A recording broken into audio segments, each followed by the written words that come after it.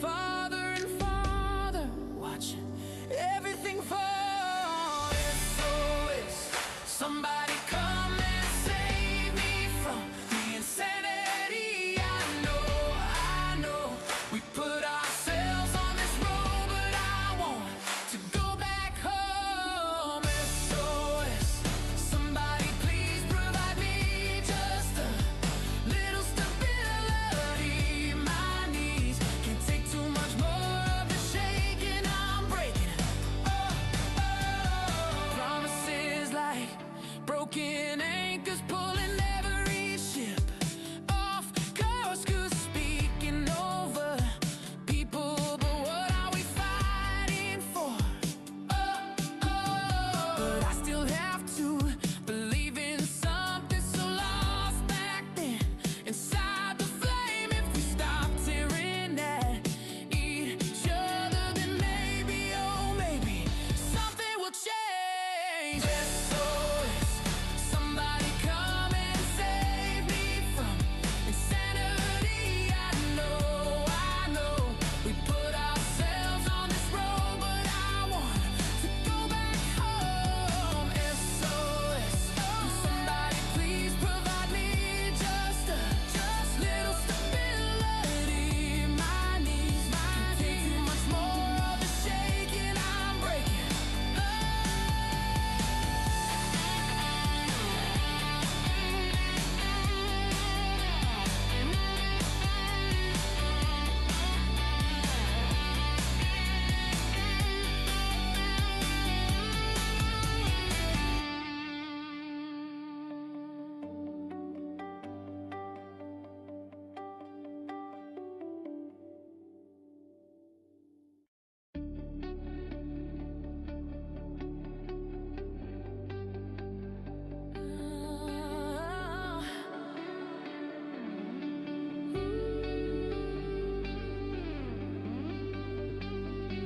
Woke up to another warning, same old story on repeat. Lines are drawn across the water, no solid ground beneath my feet. Every voice is getting louder, but no one's listening at all. Feels like we're just drifting farther and farther, watching everything fall.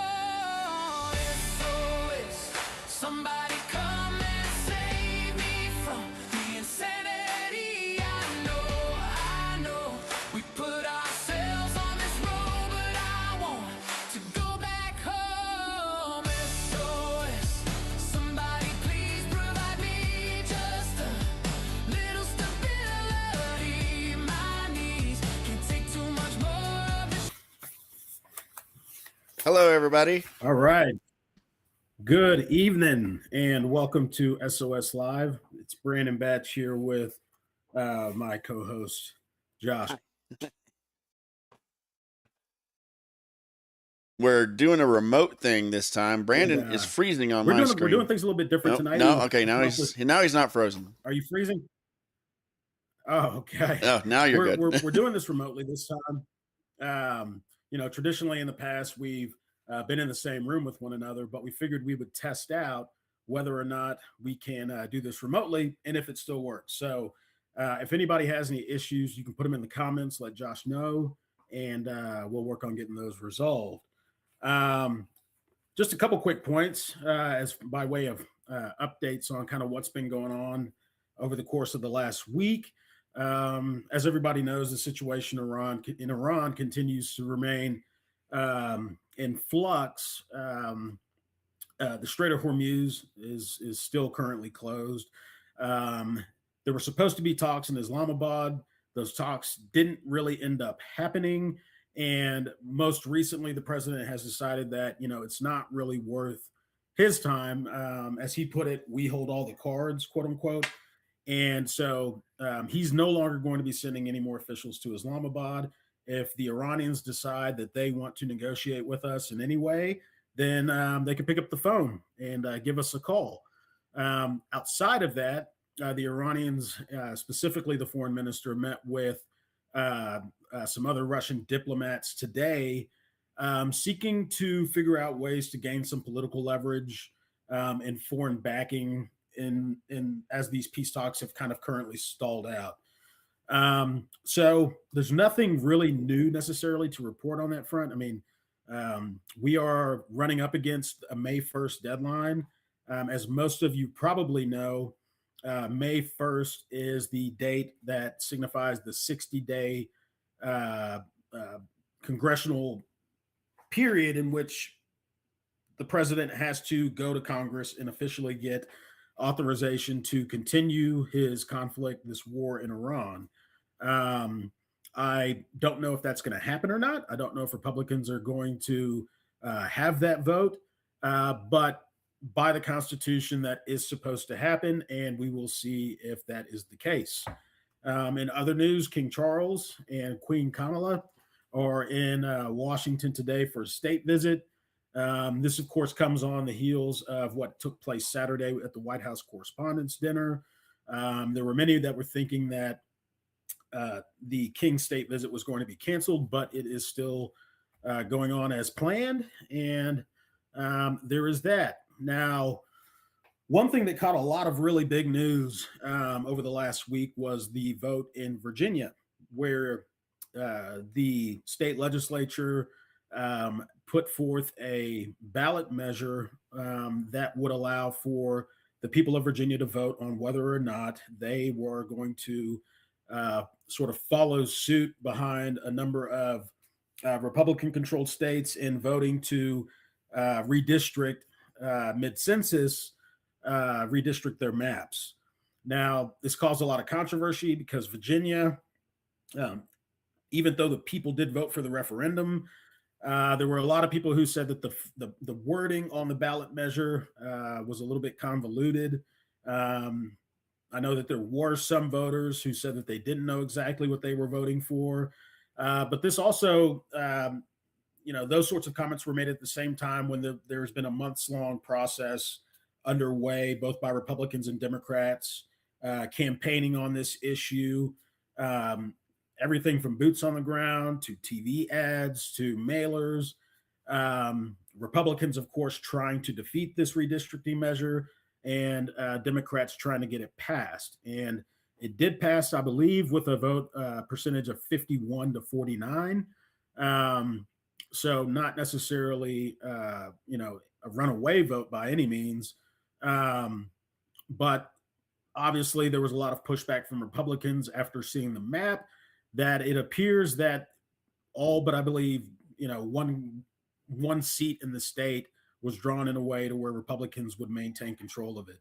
So doesn't seem to be fair by any means, but this whole redistricting, gerrymandering mid-census debacle, which I don't feel like is the healthiest thing for democracy in general, all of it is unfair and I think doing a lot of damage.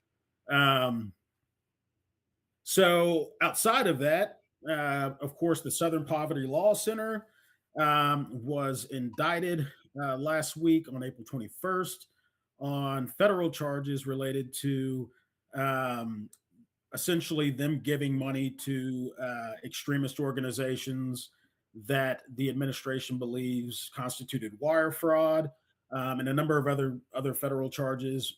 There's a lot that goes on goes into this whole deal. I won't necessarily go into the details of it, but Josh, if there's anything you want to add on that front, you're more than welcome. Everything that I've seen suggests that, to me, it seems like this could be political, but there also could be a there. And I think it's going to be interesting to see how this plays out in court, and how, obviously the judges, after reviewing the indictment, respond to it. But Josh, was there anything that you wanted to add on that front? So, I mean, I'll ask a question. Do we know where the money specifically was used and where it went? I haven't really looked into it, and I'm just wondering if that's where like most of this is coming from, because I had like run across one story where they were talking about where it went. It went to the leaders of those organizations. I'm like, well, I mean, we can't have that, obviously, like I get with I get like, you have your informants in there and you use the means you have to blah, blah, blah. But when it goes to a specific person, and it's not used in the process of stopping them from doing something, like like the $750,000 supposedly that went to the SPLC like days before the Carolina thing. It's like, okay, like why weren't we more aware? Like if we're putting all this money into it, why was there no like effort to stop it? Like where's the measures that money actually went towards to keep it from happening? You know what I'm saying? But For sure. I don't know. Yeah, I don't know. And those might be all details that you will never get. And that I'm sure the case is probably going to be sealed and we're not going to see anything because it's confidential informants and all this stuff. So I'm sure we won't get the info that we want. Yeah. I mean, I think we'll see. I've kind of decided, Josh, that I'm going to let this, we're going to see how it plays out. Yeah. I'm not going to speculate as to, the validity of this investigation or anything like that. I mean, with stuff like this, time always ends up being the biggest, tell of whether or Right. not something was purely politically motivated, or if in fact there is a claim to be made that the SPLC violated whatever statutes they violated in their efforts to. It would surprise me a little bit if the Southern Poverty Law Center, which I believe is, been around for quite a while, focused on one of the same agendas that it always had, which is, fighting extremism. It would surprise me if in some way they were just funding that just to fund it. But right. We've both seen crazier things. Right. Well, I don't think it was just to fund it. I think it's what you go back to many times, right? It's like you use the money or you lose the money. And I think that's what they were running up against. They're like, hey, where's the activity from these groups? How can we use this money that's been allocated towards us? How, and it's like, if we don't spend it, we don't find where to throw this money at. Well, then, we're not going to get this next year. We're not going to have the resources we have next year during, budget talks. And I mean, it comes back to the same evil money, every time. I think, you know what I'm saying? It's like they want to make sure that they keep getting that same amount of funding. You know what I'm saying? I mean, yeah. It time will tell, right? Like, yeah. I mean, I'm not going to speculate on this one. I try not to speculate at all, at least without having all of the facts. Right. In this case, I simply don't have all the facts, and so Right. I'm going to let this one go through the system and see what happens with it. Now, if this case gets thrown out, I think that will be a big tell. I think that if a judge decided this case is not worth, taking up and moving it forward, then, I think that says a lot. But we will see. Didn't it already make it through a grand jury indictment? Like it wasn't just like an investigation or official investigation by the DOJ, but it made it through a grand jury indictment too, right? It did. Yeah. It did. Yeah, it did. So, I mean, that at least tells you that as far as the facts that were presented. Yeah, in the way they presented. Yeah, they were convincing enough to a grand jury to move forward with an indictment. Right. So, I mean, we'll see what happens there. I think for the most part, what's been on everybody's mind is what happened over the weekend, right? Right. The White House Correspondents' Dinner and the events that took place on the night of has put us all in, I think, a little bit of a weird mental state, wondering how have we gotten to this point where political violence seems to be becoming more and more normal in our society. Before I get into that, Josh, I kind of want to give people a little bit of a history of the event itself, because I think that's important as far as context goes in framing the events that like happened on Saturday. So, I mean, the White House Correspondents' Dinner has been happening at the Washington Hilton for the last 57 years, right? A lot of people that I've seen posting online have been acting as though we, folks just decided this on this one-off occasion to have it at this hotel. Right. And that's just not the case. I mean, the White House Correspondents' dinner has historically been at the Washington Hilton, which I've been to a few times, and it's been an annual tradition since 1921. But it moved to the Hilton in 1965, and this most recent Correspondents' Dinner was the 98th time that the Hilton had hosted the presidential event. One thing worth noting, and there's a great book that I read years ago called Rawhide Down, which is it's a book focused on the day that Ronald Reagan was nearly assassinated in 1981 at that same hotel, right, at the same event. And a lot of people don't really know this, but Reagan nearly died on that day. And you know, I remember in the book they talk about how he suffered all of these broken ribs, not from necessarily being shot, but when the Secret Service agents dove on him. Oh wow! And and he ended up getting jacked up pretty bad. They transported him to a hospital right there in DC, and it nearly killed him. I mean, his lungs had collapsed, or at least one of them. Obviously, he didn't die, but you know, all that to say, this is not the first time that an attempt like this has happened at this hotel. So, with the events on Saturday, people are probably wondering, well, how did this guy even get into this hotel? Like, why was he allowed to be at this hotel? And the reality is the Washington Hilton is a public hotel. Yeah. Right.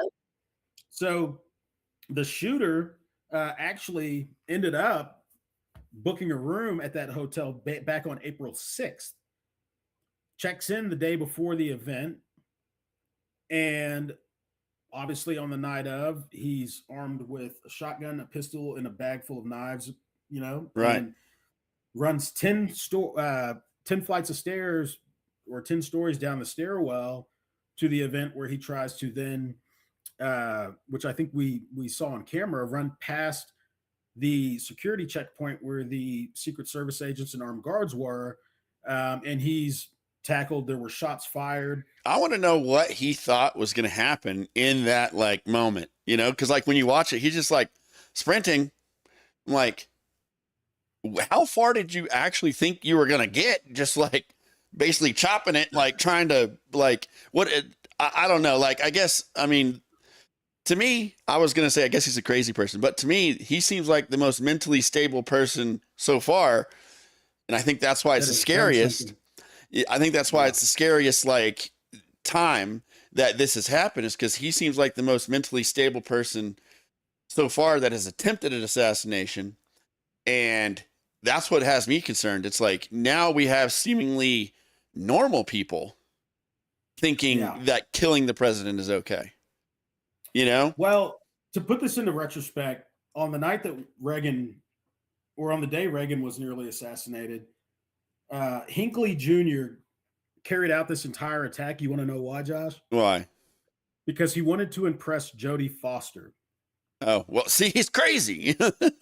Right. Yeah. To your point, like that is one of those things that, like, that doesn't make any sense. Yeah. Right. Like, Jodie Foster is going to see me carry out this assassination attempt, or she's going to hear about it and she's going to love me. Right. Like that's insane. This case is different. And I want to point something out, because I think, and look, like, my goal, I'm not approaching this from any sort of political angle, because I think what is happening is too important to play politics with it. Immediately following this entire event, we hear a couple things, right? We heard that this was a far left actor, and that he was had anti-Christian beliefs, and that was interesting, because when I really started digging into this, and I didn't really have to dig far. I mean, like, this guy he was registered as like a nonpartisan vote, or a what's the word that I'm looking for? You know, he wasn't registered under a political party. Now, he had donated to Act Blue, which is a Democratic donation web-based website. That donation, I believe, was earmarked for Kamala Harris's campaign. But that, I think $25 is what that was. Right. He wasn't some or at least he doesn't come across as some big time left-leaning Democrat. Now, we know he had a Blue Sky account, and I think you can kind of discern a little bit from that. Well, and the thing that always gets me when people say, "Oh, registered Democrat," it's like, have you officially gone and changed your registration as a voter, like to registered Democrat? You did. I don't know anyone. I'm not a registered Democrat, though. And for the record, I'm not a Democrat. I'm not a Democrat. Well, right? But I mean, so like me, I would say I'm Republican. If I commit some sort of crime, they're going to say, well, he wasn't registered anything. But I absolutely believe, in like more conservative values. I would be Republican, but I'm not registered. And I think most people are that way. And I just think that, like not everyone keeps up with their registration like you would, like, hey, let me take my name out of the pot and put it back in and whatever. But the reason why I say that, though, is because that is just one of those facts. Right. Like, it's just one of those facts. It's not to take it away from any of the left-leaning views that he might have had, right, or disqualify him as having right-leaning views. It's not about that for me at all. Yeah. I just think that in a moment like this, where we have something this significant that has happened, it's important that we let the facts be what leads this thing. Right. And not just how we view him. Right. I just think like they did the same thing with Charlie Kirk shooter, right? They're like, no, his whole family was right wing.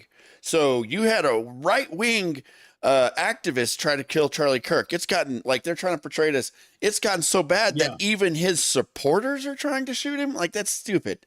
Like they're just trying to twist it. Yeah, right. Yeah. And like nobody should be doing that.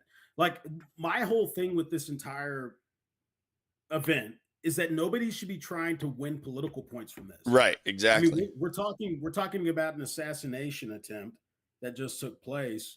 And I feel like instead of focusing on that assassination attempt, everybody's now trying to use this as a political opportunity to take shots at one another, right? Metaphorically speaking. Yeah.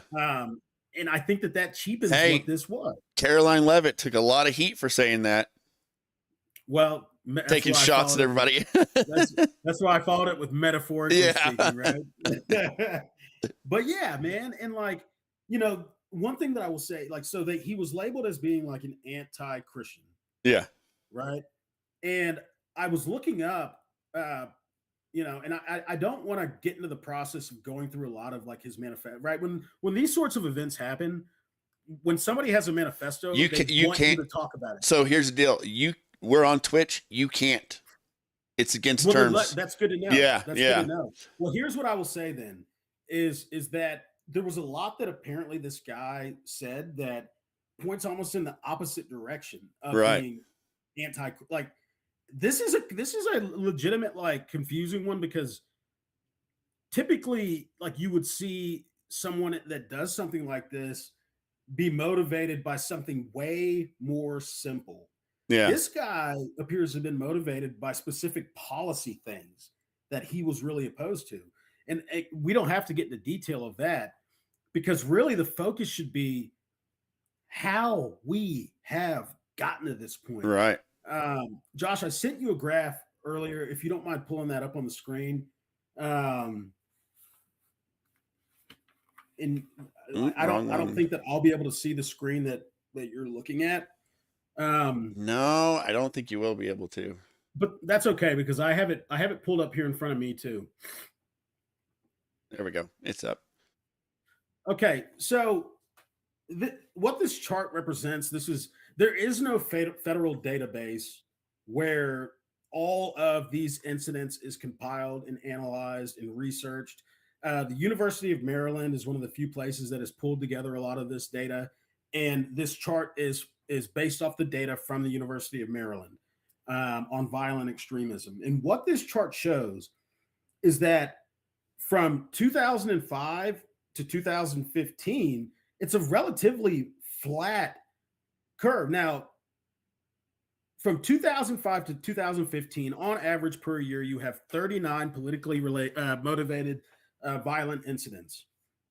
Now, you get into 2016, and this is not me pointing fingers, but it's important that we talk about this. In 2016, you start to see this number skyrocket. And you go from 39 on average per year to 150 per year. And then you get into 2025, and all of a sudden there's 520 plus incidents of politically motivated violence that start taking place. Now, the only thing that I know that happened for certain in 2016 was Donald Trump got elected. Right. That is not me blaming Donald Trump for all of this.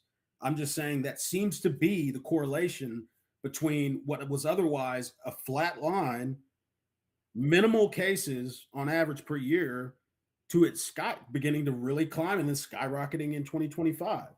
I mean, how do you read that graph? Yeah, I mean, obviously, I think 2016 is when it started, whenever he was elected. But correlation isn't causation. It's like For sure. he was elected, but I remember, and I'm sure you do too, like the morning after he was elected, how angry all the Democrats were. You remember that meme of that liberal, like she's in a yellow raincoat and she's like screaming? Yeah. Like they were so upset. Like because their woman, their, idol lost. And I think that's like a big part of it. They were just so hurt by the fact that a man, like you could say as bombastic as Trump, even made it into office, which at that time I kind of felt that same way. I'm like, it's kind of wild that he even like won this, and I couldn't even tell you I was a supporter of him at that time because I wouldn't have even been able to tell you like that I had any confidence in him at all, but they were angry, and I think ever since then, it's just like been ratcheting up. It's like, I feel like that's around the time that we invented the term Karen too, so. Well, I think it's interesting. Like, did I ever tell you the story about the election night? I was still working in DC at the time. And there's this spot right down the hill from the House office buildings. Cannon House office building was the office building Congressman I advised had worked in at the time. Right down the hill is this place called Bull Feathers. And on election night, Republicans and Democrats all went down to Bull Feathers, right? People are down in beers one after another, and we're watching the results of the election come in. And as you could probably imagine, Republicans win a state, everybody goes crazy. Yeah. Democrats are quiet. Democrats win a state, they go crazy, Republicans are quiet. It went back and forth like that all night. And then, but at the end of the night, when it became clear that like Donald Trump was going to win the election, everybody was just kind of like, what just happened? Yeah, I know I was too. Like, I remember I wasn't like real into politics at that point, but I was just like kind of flabbergasted. I'm like, wow, Donald Trump actually won. To say he surprised everybody, I think is an understatement. Yeah. I mean, you have to remember too, Josh, like it wasn't just the Karens of the world that were like very opposed to the idea of a Trump administration.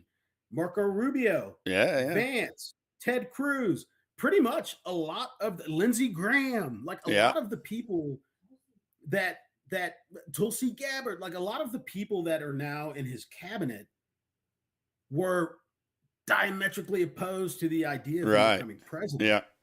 And so, I just want to say that to reiterate that there was a lot of people that felt like, and it wasn't just Democrats, that like this guy was not necessarily suited to be president. But he became president. Yeah. Right. One thing that I have always said is that, and Josh, we learned this in football, right? Like when you're a team captain, what matters most, in your opinion? For football? Or obviously your attitude, right? Like the way I feel like the way you would like you treat the rest of your teammates, you know, like you hold them to a higher standard. Yeah, you're an example. Yeah, yeah. One thing that like what happened on Saturday was wrong. Yeah. Stop. Period.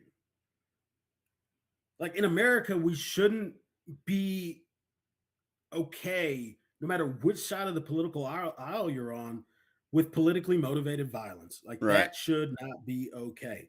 It wasn't okay when it happened to Charlie Kirk. It's not okay when, the few times that it's happened to Trump. Like it should just never be okay. Right. Barack Obama had multiple assassination attempts. So did Hillary Clinton. So did Joe Biden. And it should never be okay, because what that symbolizes to me is a breakdown in our ability to have functional conversations to resolve our differences. Right. Now, that's not to say we're always going to have these people on the fringe that are more motivated than, say, you or I to see something that a politician or a president has said. Like I would never go and act on that. Right. I know you would never go and act on that. Yeah. Yeah. Can it be frustrating? Yeah, of course it can. But at the point in which it leads to violence, I feel like we have to do some self-reflecting and try to figure out whether or not we're all in a certain way contributing to this environment. And we have to be sober about it too, I think. As a president, and tell me what you think. Uh-huh. As a president, I think you're the leader of the country, right? Like if there's anybody that could set an example, it's the president of the United States. Right. That's not to say that he should bear sole responsibility for everybody who does everything crazy, right? There are people that, like I said, John Hinckley Jr. tried to impress Jodie Foster. Right. Like, what do you do? What do you do with that? Right. But in talking, and I was talking to my dad earlier today, and he said something that I thought was interesting. He's like, and my dad is like, he's not as big of a Trump guy as he used to be because of what's happened in Venezuela and Iran. But he said something that I thought was interesting, and I want to get your opinion on it. He said, if you talk to most Trump supporters, what they'll tell you is that they wish this guy would shut his mouth. Mm-hmm. Yes. Yeah. How do you feel about it? I'm absolutely, there'll be times where he does something where I'm like, awesome. This is going to be great. And then he says something after it where it's like, well, now he made it hard to even back him anymore. He made it hard to like now I got to defend. Like, I feel like I'm on the defensive of something he said where it's like, well, now, you can't even say, oh, well, it's good. Maybe, like Iran, oh, maybe we'll get some good out of it. Maybe, blah, blah, blah, blah. Like things that I support. And then he says crazy stuff like, we're going to wipe them off the face of the earth and, stuff like that. And I'm like, man, you just keep making it like hard on me to like, it's like if you have a crazy girlfriend, right? You have good times with her. Right? You have good times. There's always good times, but then she does something crazy where you're like, man, you make it hard. Like the good times. Yeah. Okay. I'm enjoying the good times, but those crazy times, man, I can't handle those crazy times, And it's like, so I got to ask, how many crazy times do you allow yourself to go through? That's exactly what I was going to get at. It's like how many like crazy times do we have to keep enduring, like if he would, like lead from, I don't know, kind of like Biden did, where he wasn't so. I love the fact that like, and reporters say they love it too, where like they can literally just text him and get questions asked. Ask questions and get them answered. And I love like the ability, like he's always out there, he's talking. I think that's great, but like he needs to keep some things like closer to the chest, like he doesn't need to let everything out, and I guess like that's why a lot of people like him too. And I get why, you like it. He's not a politician, blah, blah, blah. But it's like, okay, at this point we realize You're not a politician. We get it. Now chill out. You know, like if you want to threaten somebody in private, do it. Just don't do it on Twitter. You know what I'm saying? Yeah. But well, and you know, we talked about this. We were hanging out this weekend, and we were talking about it in the through the lens of like diplomacy. Yeah. And how, you know, sometimes the stuff you say publicly ends up working against you because you say it publicly, as opposed to letting it, you know, for me, both sides have this problem. Now, I won't be shy about the fact that I think there needs to be more of a responsibility placed on the president to be careful with his words than anybody else in our country. Right. Now, with that said, both parties go through this phase where, or not even, I wouldn't even call it a phase. It's becoming more and more normal, I think, where things get said and then acted upon by the people who interpret what is said. Right. To go out and do something, to do something crazy. But to your point about the president, like one of the things that frustrated me the most, and I think anybody who looks seriously at, you know, both Trump presidencies will tell you this. This guy, the fanfare around him, I've never seen it around any other president. I like Obama is probably the closest thing that I can really compare it to. And I think that was largely because he was the first black president. Now, but with Obama, it was even different. Trump he has this thing about him that keeps people loyal no matter what. Right. And he could do things that no other administration could do because of that. And yet it seems like he's constantly stepping on his own feet. Right. And I'm telling you, and I've said it before, it's because so many people feel like that Trump saved us from Biden. Like so many people, like you ask them why they support Trump. You talk about Trump. They're like, yeah, because Biden would have. Yeah, because Kamala would have. You know, I don't think it's necessarily like they love Trump so much. It's just that, and I mean, some people do just love Trump that much, but like it felt like for a long time, and I'm sure you probably felt this way too during COVID. It's like, it felt like we were in, I hate to use the term, like Nazi Germany, and like, where are your papers? Where are your papers? You know, like you can't leave the house, you know? We're kind of back there to a certain degree. Well, that's what I'm saying. And it's like, but for a lot of people, they're like, they could see like the writing on the wall. It's like, hey, we're about to, like, the Democrats are going to like, and I don't know if you saw this back in the day, but like Jimmy Kimmel, right? He made a joke. He was like, you know, with the people who didn't want to get the vaccine, he's like, he said, what did he say? He said, if two people come in and, you know, like they're both, you know, say they're both having a heart attack and you got the one unvaccinated guy and the other guy's vaccinated. He's like, hey, we're going to let the unvaccinated guy die. He's only worried about himself. He literally said those things on live TV. He's like, hey, you either toe the party line. This is essentially what he's saying. You toe the party line of being a liberal, or you can die for all I care, you know, like, and I will say, like, the politicians in the Democrat Party, they're never the ones calling for violence, but it is their mouthpieces that are, like, that I hear all the time saying like Jimmy Kimmel with that, you know, like stuff like that. It's their mouthpieces, the people that are on the Democrat payroll that are saying like some really, like, I feel like inflammatory things that are like making it really hard. And maybe it's their goal. They're making it really hard, I feel like, for anyone who went through the COVID times feeling like they were losing their freedom, because I did. I felt like I was losing because we had a cruise booked and we literally had to cancel it because you had to have the vaccines. Had to. Yeah. And we're like, well, shoot. And we didn't want to get the vaccines, but I was like, well, you know, I guess let's get the vaccines. And we started looking at trying to get the vaccines, and thank God we didn't. But It's like you started looking at getting the vaccines, and it took you like to get all the vaccines that were required. They had all these requirements.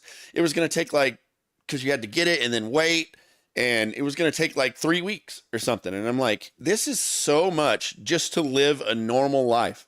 Like it, and that's what I'm saying. Like, to me, I wish there was a better option.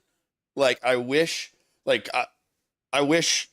it would have been Marco Rubio. I think he could have done these same types of, like, had these same types of conservative, whatever policies, but done it in a better way where things weren't so ratcheted up. You know what I'm saying? But it's like, I never, ever want somebody back in office who's going to take my freedom away again. You know what I'm saying? Like, and I think so many people feel that way. And that's why they're so supportive of Trump, because they feel like we were this close to losing our freedom, you know? Like, you don't know how many times I was threatened with arrest for not putting on my face mask thing. Like, I had to, how many, literally telling me they're going to call the cops. And I'm like, there's no way you believe in this. And they're like, no, I don't, but it's my job and I have to tell you. And I'm like, you literally just said you don't believe in this, but you're still enforcing it. Why are you doing this? And I would just leave the store. That was actually up at Best Buy. And I'm like, it's ridiculous, you know? And I'm just like, and so it's like, you know, you say like that you're voting Democrat to stop the craziness. And I'm like, I feel like I voted Republican to stop the craziness. You know what I'm saying? Like, years ago, I feel like I voted Republican to stop the craziness. And I think a lot of people feel that way. You know what I'm saying? Yeah. But I mean, I could totally be wrong. I think that's just coming from my personal experience, but I agree. He could do it in such a better way, you know? It's interesting, you know, and I want to kind of go back to something that you said. Like, I personally have not seen many Democrats, if any, publicly calling for violence, right? And not the ones in government, for sure. Yeah. Right? Like the actual politicians, the elected officials. And you might have some of them, I don't know. I have not been able to find any of those cases necessarily. But when you live in a country where freedom of speech is something that you have, and we talked about this a little earlier, there is a difference between inciting violence, which is not protected under the First Amendment, and then being someone like a late night show host or anybody else who votes Democrat or votes Republican who says, you know, outlandish things that make people angry. Yeah. Right.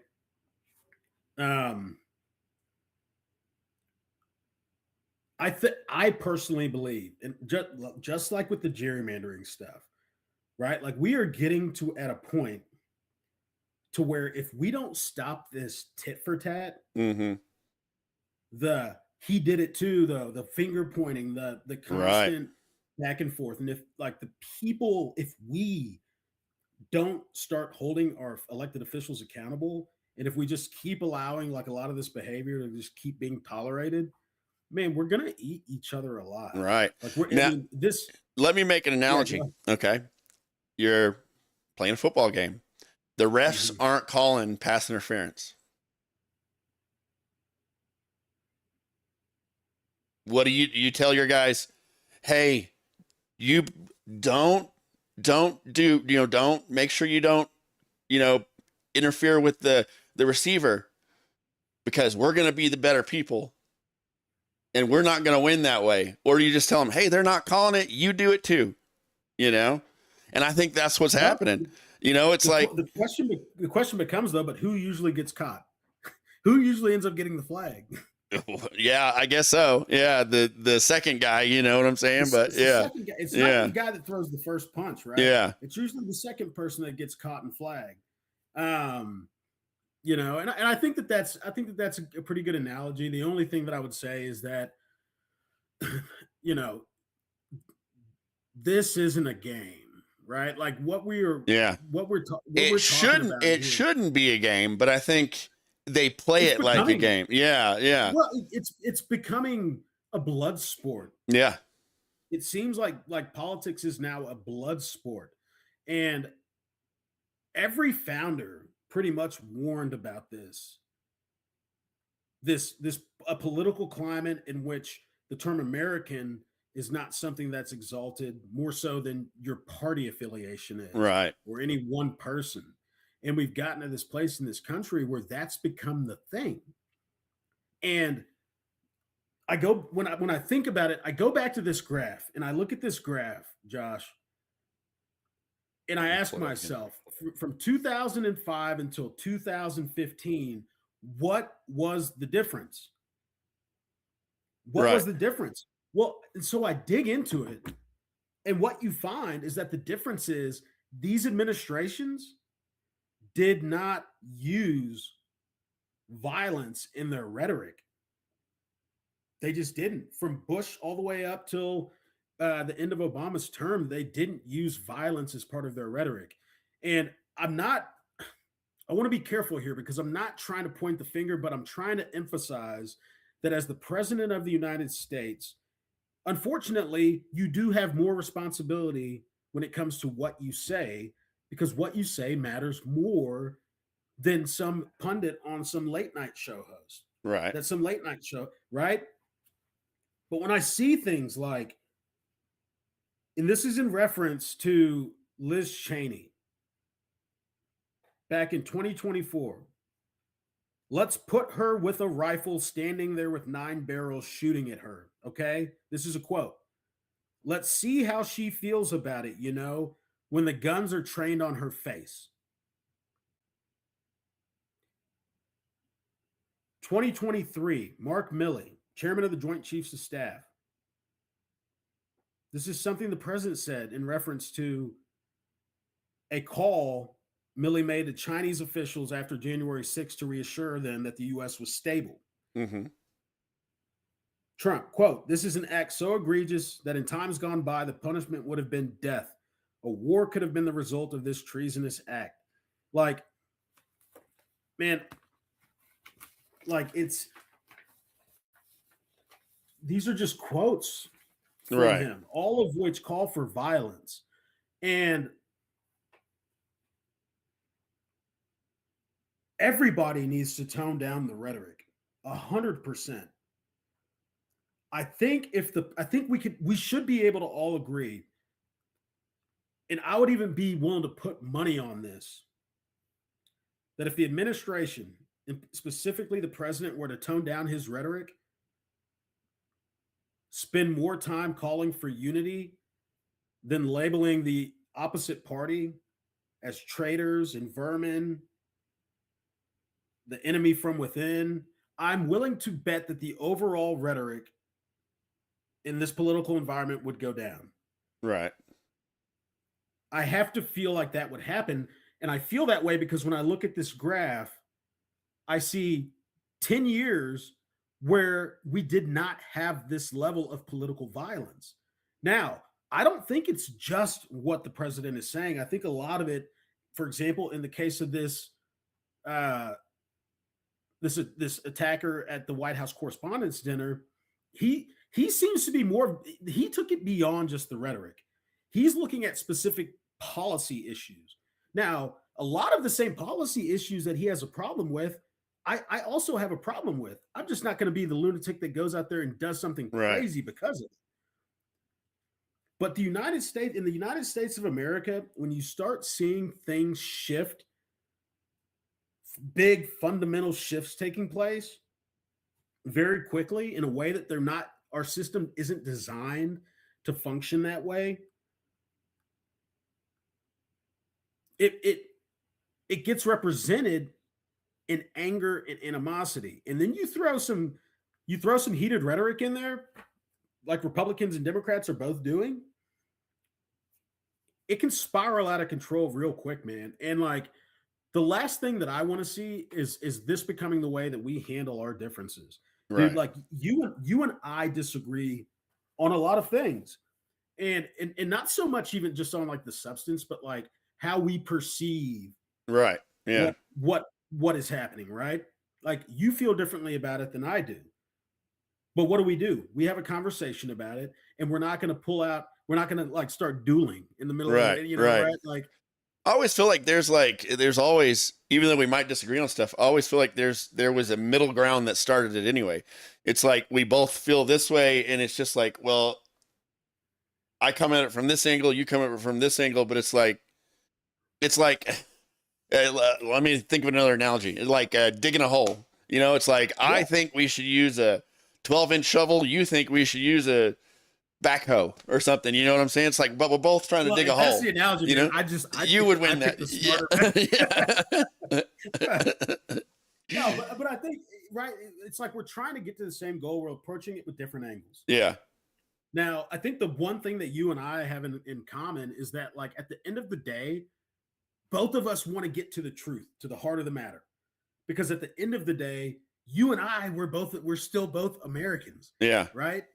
Like, and that's what I don't understand about this moment, man. And it sucks the energy out of me because, you know, full disclosure, like I have a therapist, and I was talking to my therapist about this today, about how, you know, it's not that, like, it's never that people are disagreeing with me or calling me stupid or, you know, it's not the name, it's not the bickering, it's not that.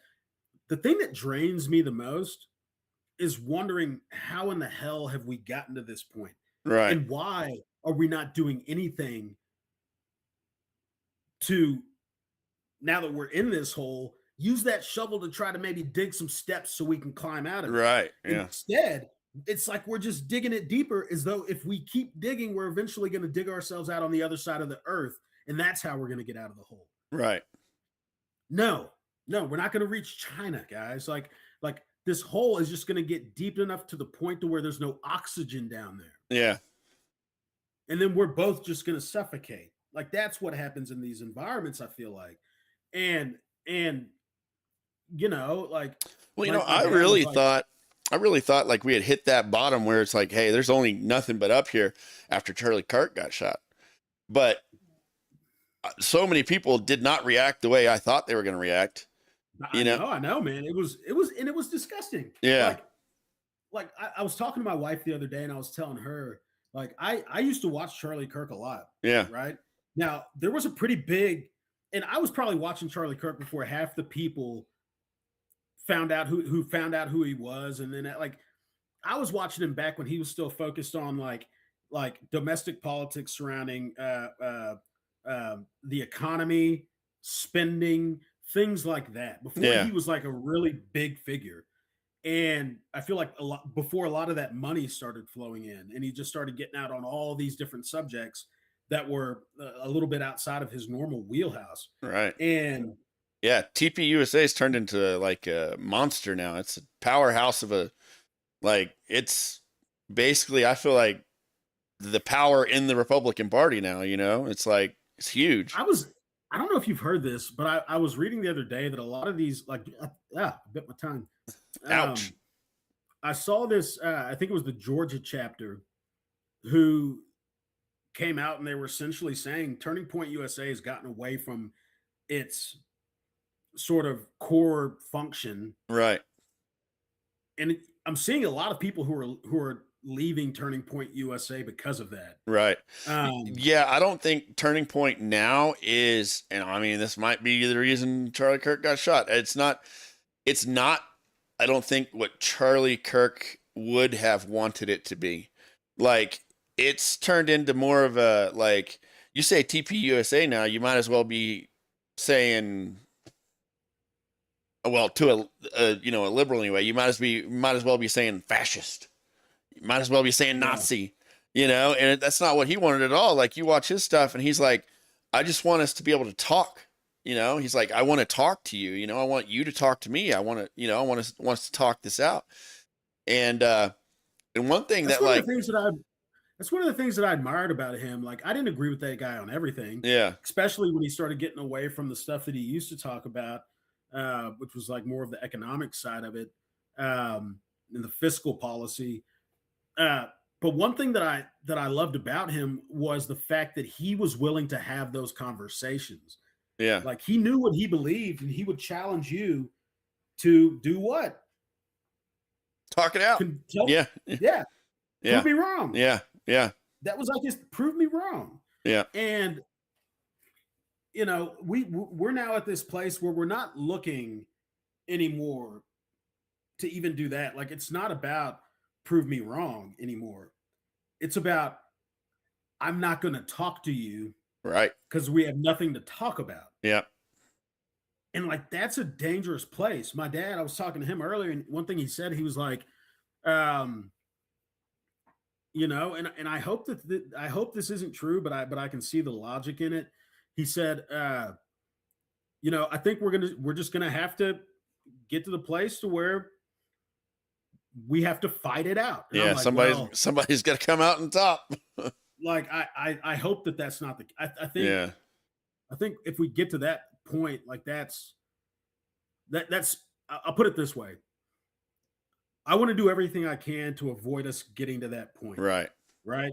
And if I'm the president of the United States, which I'm not, but if I were, I would be doing everything that I possibly physically could to keep my country from getting to that place. Yeah. I think at the end of the day, the one thing that every president has ever had in common in the history of our country is that they never want to see us in a position where we're fighting another civil war like that. Right. Right. Like, I would love to see the president come out kind of like he did in the immediate aftermath of what happened on Saturday, where he was talking about how much unity was in that room. Okay. But let's keep that the focus, right? Right. Let's keep that the focus. I like that. Yeah. Capitalize on that. Yeah. Let's talk about that unity. That is what we need right now from this guy.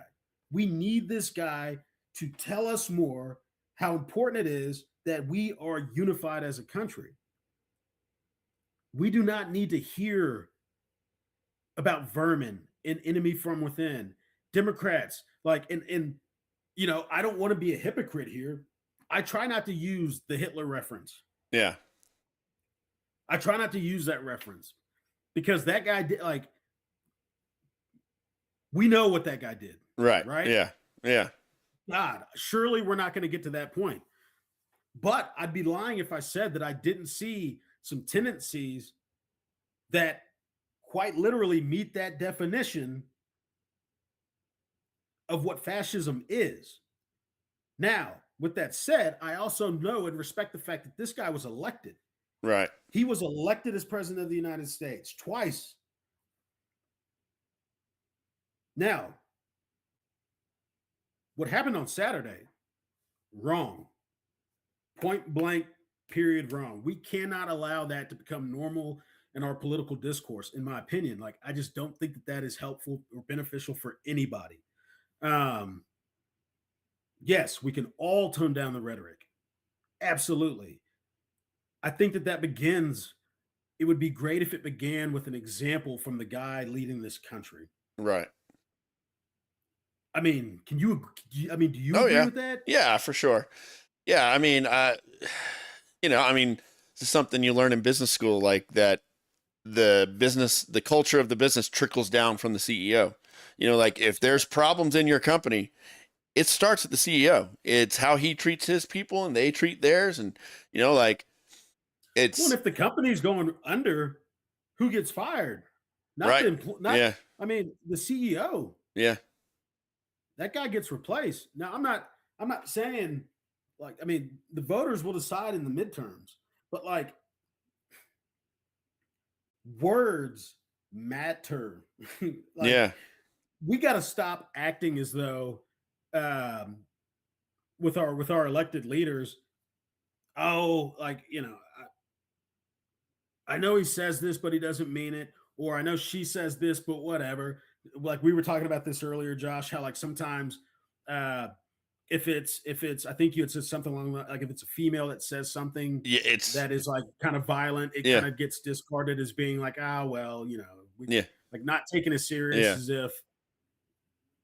No, we got to start taking all of this stuff serious. Yep.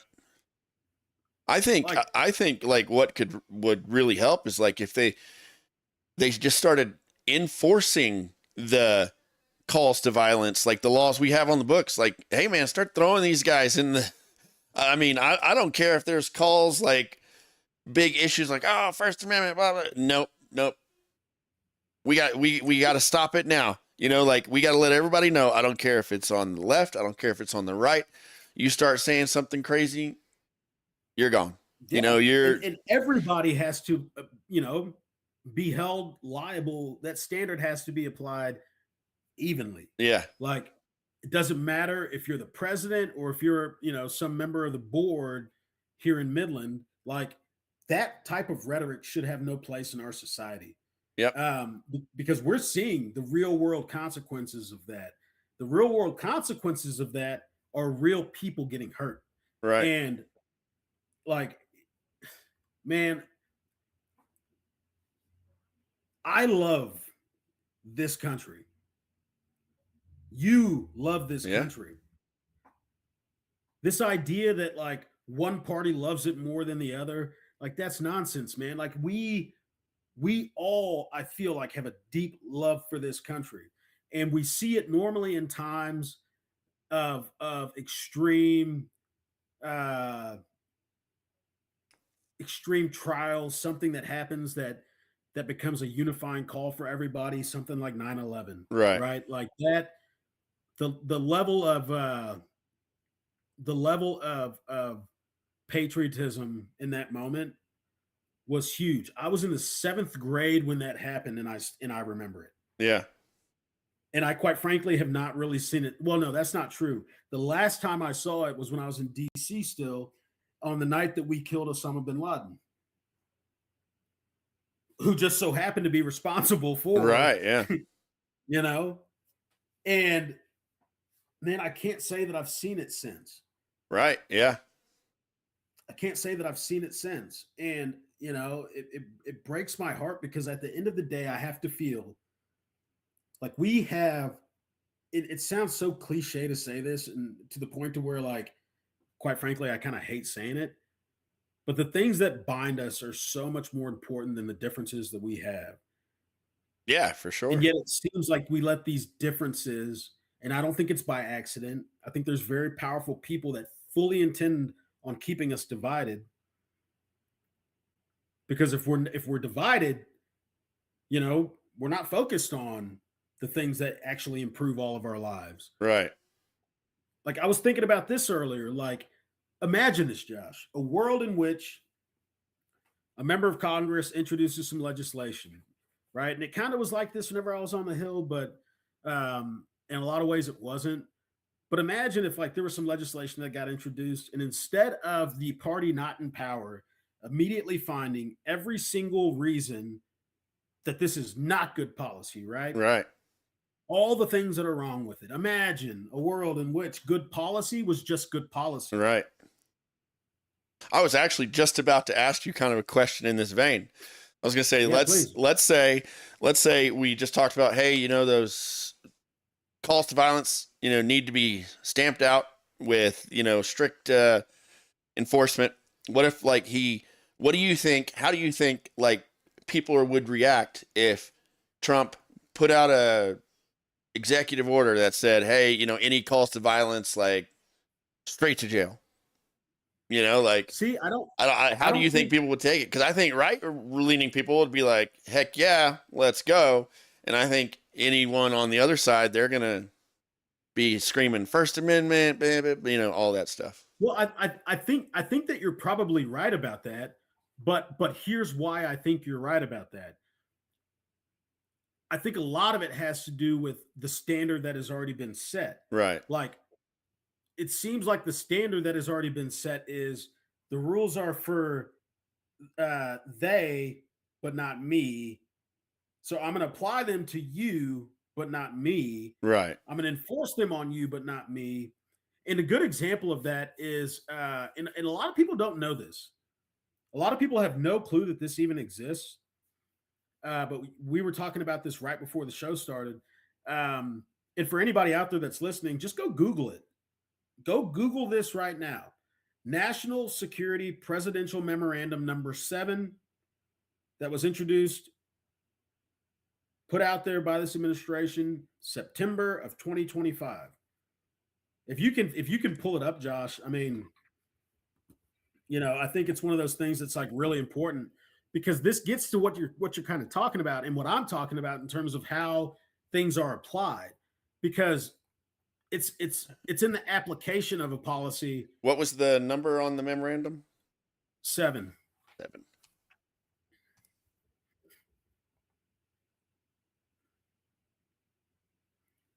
And while you're doing that, like I just want to point out a couple numbers for people that kind of surprised me a little bit. This is not my opinion. This is just the hard data here. During the first 6 months of 2025, more than 520 incidents of terrorism and targeted violence occurred in the United States, a roughly 40% increase over the first 6 months of 2024. Now, what I found in the data was that for the first time in 3 decades, we saw a rise in left-wing violence. Yeah. It's the first time that left-wing violence there have been more cases of that than right-wing violence. Now, overall, between 2020 and today, right-wing violence has been overwhelmingly more prevalent in the United States. More deadly, too. The cases of left-wing violence have not taken near the number of lives that right-wing violence has. But you have seen this uptick in left-wing violence, right? Yeah, you got to watch those studies, though. In those studies, they also include the violence committed inside inside as right-wing violence. So it's skewed. Well, the ones that they were pulling from before, I know back because I was looking at this too, and I was like, "There's no way that's true." And it went back to like all the way to like 1994, and it included the Oklahoma City bombing as right-wing violence when the dude literally said, like it's not about politics, and they include all. It's like, okay, well, if you want to include all the gang violence in prison, well, let's include all the gangs in California. I don't think this. Yeah. I don't think this data pulls from that, but I hear what you're saying. Yeah. I mean, this is like from the FBI statistics, right? And what was interesting about, and this makes sense. I think you'll agree that like the party in power usually isn't the party committing the violence. The party in power is usually seeing their policies be rolled out in a way to where they're not angry about what's going on. Right. Yeah. Right. So what this is essentially saying is that more people now are happy about the policies that they're seeing under the Trump administration on the right. So they're not the ones committing the violence. Whereas people on the left who are seeing these policies rolled out are really frustrated by them. Therefore, you're seeing an uptick in that political violence. Right. Like that makes complete sense to me. That makes a lot of sense to me. Yeah, for sure. Definitely. I mean, unless there is one. I was gonna say, unless you're including like BLM during the Biden administration, like all that was what I think what $100 billion worth of damage all said and done, something like that. But I mean, that's probably right. Like, yeah, I don't think they even include that in the studies as left-wing violence, which like, I don't know how you can't. Like, they're all, liberal organizations like BLM, you know what I'm saying? But, I don't know. I haven't read the study, but I just assumed that it's not included. Yeah. Let me ask you this. Like, so I made the mistake of, I think it was like Dan Bongino's page or something like that. And he had posted something about how Obama was like the most divisive president ever. Yeah. And he had like asked people, do you agree? And I was kind of interested in that, right? I'm like, okay, yeah. Like, what are people like? Why? Like, what are the reasons why people see him as being so divisive? So I go to the comment section. I'm kind of scrolling through it, looking for like the reasons why they found him to be so divisive. But there were no examples. All everybody was saying is 100%, absolutely. Right. But there was no example. So I make this comment, and I'm like, look, like I I didn't vote for Obama. I didn't like necessarily like support Obama. Like, you know, I've been a Republican my entire life up until here recently. Like, but out of curiosity, like I see y'all agreeing, but can y'all give me examples of like what y'all found he did that was so divisive? And dude, I'm still getting people like this was like a week ago. Oh geez. And people are still they won't die. Dude, man, I've just like for a while I was just kind of like responding to people. But some of the things that they listed as being like and I don't know, maybe you agree, but like some of the things they put on his shoulders, they were like, well, he created BLM, he created the LGBTQ movement. And I'm like, did he? Like those things to me are like, I'm gonna be honest, I don't know. Society kind of that were like, created during his. I think like a lot of people attribute because the left became so much harder left. It feels like under Obama, like that's when it took a like hard turn left. But other than that, I don't know like where like people like I've got no examples either. But I didn't like really. Okay. If I have no examples, but I didn't really watch back then. You know, I was a lot younger back then. So, you know, because that raises an interesting point. So, and just to make sure I understand you correctly, right? You said that the left became way more left under Obama. Yes. Yes. Do you think that had at least partly anything to do with the fact that the right became way more right under Obama?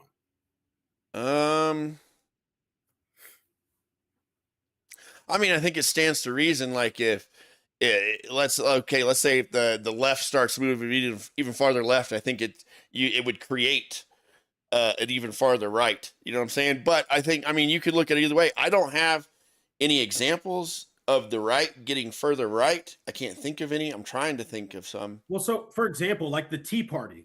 Okay. Or the Freedom Caucus. Right? I don't know anything about those. But I just yeah. So and I'll fact check myself on this real quick. I just remember during Obama thinking this world has gotten so weird. You know what I'm saying? Like things have changed so much. And I remember that under Obama because that's when Sawyer was being born. And I'm like, I almost felt like it's, I don't know if it's like a good idea to be bringing a kid into this weird world. You know what I'm saying? But I mean, yeah, I do, man. I do. But now like it got weird and now it's gotten violent. So, you know, I don't, what do you do? So here's an interesting thing, right? And I just typed in, when did the Freedom Caucus form, right? This is it for full disclosure. This is in Claude. Which is, you know, an AI. It's an AI. The House Freedom Caucus was founded in January of 2015. It was established by 9 conservative Republican members of Congress, and the group was formed out of frustration with what they saw as the Republican establishment's willingness to compromise with Democrats and the Obama administration under Speaker Boehner. Okay. Yeah. Now, I was there at that time, and I remember vividly Speaker Boehner and like I remember what happened with Speaker Paul Ryan, where like that dude was like everybody swore that guy was going to be the next president of the United States. The thing about being Speaker of the House is that your job, at least it used to be, was to be this compromiser, to hold things together, to keep things kind of moving forward. Yes, your job is to also make sure that your caucus is strong, make sure that you can't necessarily leave them leave your right flank open or your left flank when you have elections coming up. But like your job was to keep things moving, and because you were viewed as being a compromiser, that became a bad thing during the Obama administration. Right. They hated that they were compromising with Obama in any way. Now, if you ask me, I think that is absurd. At the point in which compromise is vilified, right? like Josh, you and I have talked about this. Compromise, and I'll let you phrase it the way you phrase it because I think you phrased it beautifully. About how everybody, it's not about compromise. How do you compromise means that both sides lose something. Whereas, so you should never compromise. The idea should be to come up with an idea that fulfills the goals of both parties. Like, so and I use the example of, let's say a teenage girl wants to go out at night with her friends. The dad says, no, I don't want you to go out. She wants to go out. He doesn't want her to go out. Well, what's his ultimate goal? I want her to be safe. What's her ultimate goal? I want to have fun, right? So there's a way in which both of you can get what you want. She can be safe because she gets home by 11. She can go out with her friends, up until 11 o'clock, but she still gets to go out with her friends. Like, both parties get exactly what they want. She's safe and she still had fun with her friends. Like, you should never have to compromise. There's always a way that both parties can get what they want, Yeah. Yeah. See, and I love that. I love that, man. And I wish that we would get back to a place to where it wasn't so partisan to the extent that, like, the only way that one side can win is if the other side loses. Right. Like, it's become this deal where it's like we have to dominate the other side, right? We got to own the libs. Yeah. Well, I mean, like, we could do that. We can do that, but then where does it stop? Like, when is it going to stop getting progressively more and more divided to the point to where when we look at a graph like what we pulled up earlier and you see this stark increase in the political violence, do we realize and just be honest with ourselves that what we're doing is not working? Right. What do you think is going to happen if at this pace we have a Democratic president in 2028? If you ask me, I'm seeing some red flags already. Yeah. That Democrats are going to completely handle this moment wrong. I hope not. Because I'm putting a lot of faith in my approach to this in the hopes that we can, okay, let's pause and let's get to the place where we can have conversations again, focused on the policy. I don't even feel like we're focusing on policy right now. Right. Yeah, I mean, we had that discussion once before, like not that long ago. It's like, okay, what are the Democrats' policies? We're like, well, I guess they're just whatever anti whatever Trump is, And it's it's that way no matter which party. Yeah. The party in power is the one that's expected to come out with the policies. The party not in power, it's become this new normal to where we just have to stop whatever they're doing. Right. Yeah. Whether it's good or bad, we have to stop. And that's just like so self-destructive. Yeah, for sure.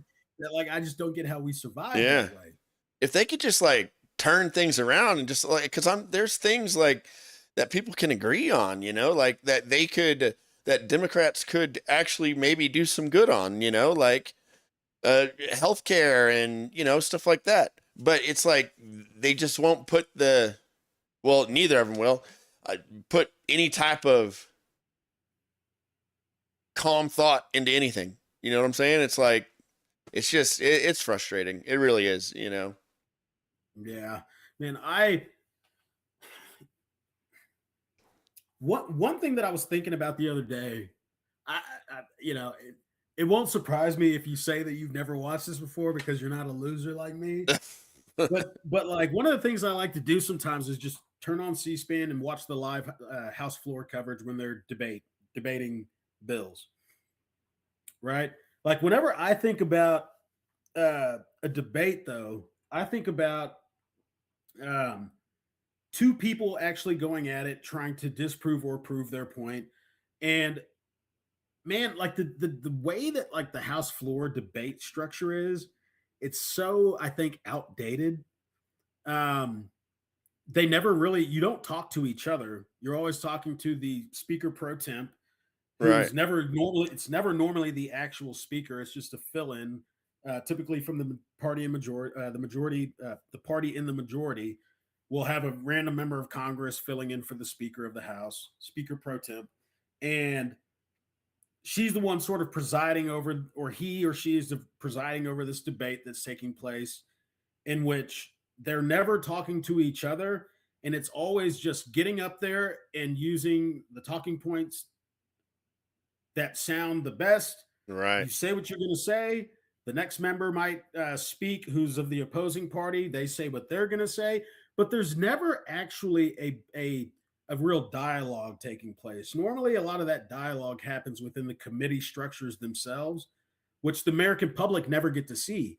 We don't get to see what a markup looks like whenever there's a legislative proposal that's introduced, and before it actually goes to the House floor for a vote, the committees that have jurisdiction over that legislation, the members and the staffers, that's where a lot of the actual conversation takes place on the legislation before it advances to the House floor. But the American people don't get to see that.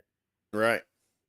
I wish there was a structure by which, or just a reform to the current structure that we have, to where we actually got to see and hear the genuine intent and the genuine words behind the legislation, so we fully understand what the legislation does, Right. instead of just the talking points to make it either sound really good or really bad. Yeah. You know what I mean? There should be a whole like section before the debate where they literally go line by line, like whoever's proposing the bill, they go line by line and say exactly the intent, of what this bill is. I'll tell you one thing: bills would be a lot shorter if they had right there. You go.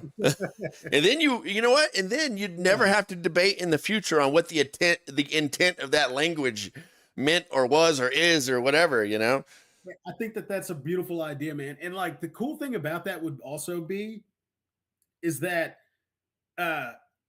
it takes out a lot of the assumption about things, or the hypotheticals, and all the confusion that usually gets in a place where you have an advocacy group framing it as one thing, while an advocacy group on the other side saying it does the exact opposite of that. Yeah. Transparency in our process, we like to talk about how transparent it is, but I think you and I both know, man, it's not it's not transparent at all. Right. And it leaves a lot of people and I don't blame them necessarily. I wrote this article about civics and how important I think civics is, and how as a nation we'd probably be a lot stronger if we put more of an emphasis back on civics. Civics meaning how our government functions, what is the process, or what is the role and the function of each institution, like the Department of Justice, or the Department of Homeland Security, or the Department of Agriculture, or the Department of Energy. What is the role of the Attorney General? What is the role and what is the purpose of checks and balances? And how a bill actually becomes a law, because it's not as simple as the Schoolhouse Rock version of it. Right. Yeah, that's pretty much all I know is a Schoolhouse Rock version of it. I'm gonna be honest. I think that's most people. It's most people, because like in the article that I wrote, one thing I talk about is for every $5 that is spent on STEM, right? Science, technology, engineering, and math, STEM. For every $5 spent on STEM, 5 cents is spent on civics. Oh, wow. 5 cents. And 1/3 of Americans can tell you what the 3 branches of government are. The reason why that is concerning to me, and I got a different view on it, having worked up there, and that was a blessing that I know, and a privilege that a lot of people just don't have. But I think that's why also I find myself getting so frustrated sometimes. Right.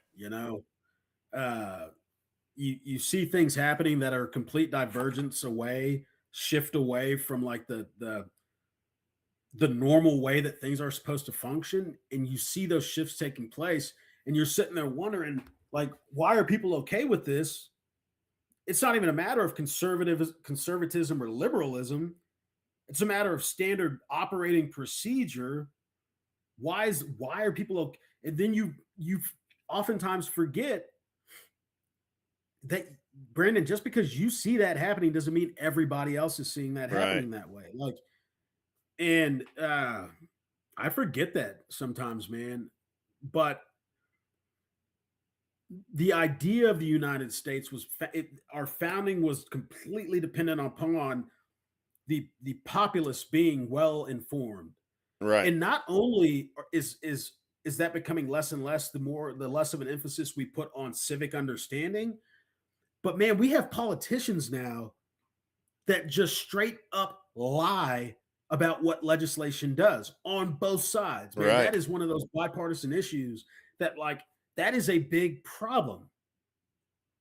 Well, I think used to they could probably rely on the fact that nobody knew.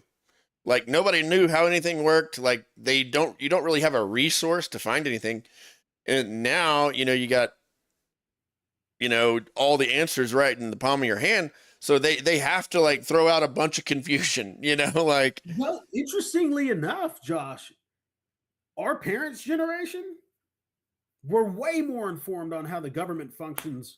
Right. Than we are. Like, yet I think what it comes down to is not so much the amount of information that we have, but the quality of it. Right. Like, I think the quality of information that we're getting nowadays is, I mean, for example, right? I posted about this the other day. Relying on memes on Facebook as news. Right. I can't tell you how many times I've seen, like, an influencer post something and it takes me like 3 seconds, right? Like, you take that picture, you plug it into Claude and you say, Claude, is this real? Right. And Claude will tell you, like, actually, this was started back in 2015. This has been a lie making its rounds on the internet for a decade now. Yeah.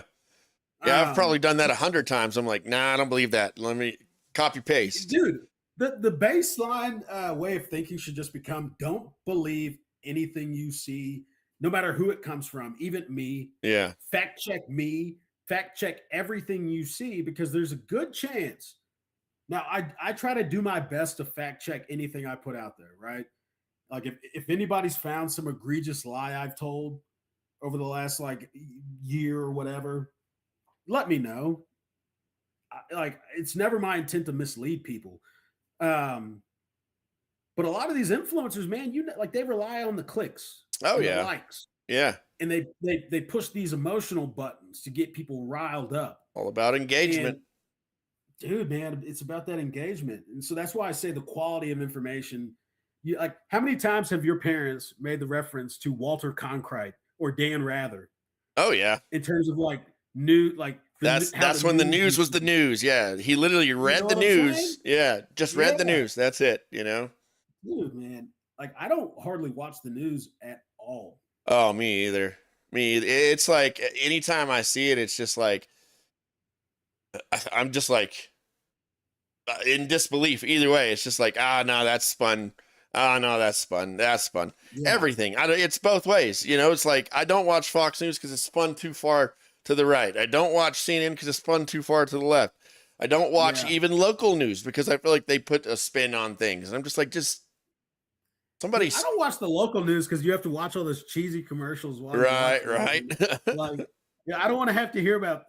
Well, I guess I shouldn't say that. They've gotten a lot better about it. Good old folks at PK Construction, man. Oh.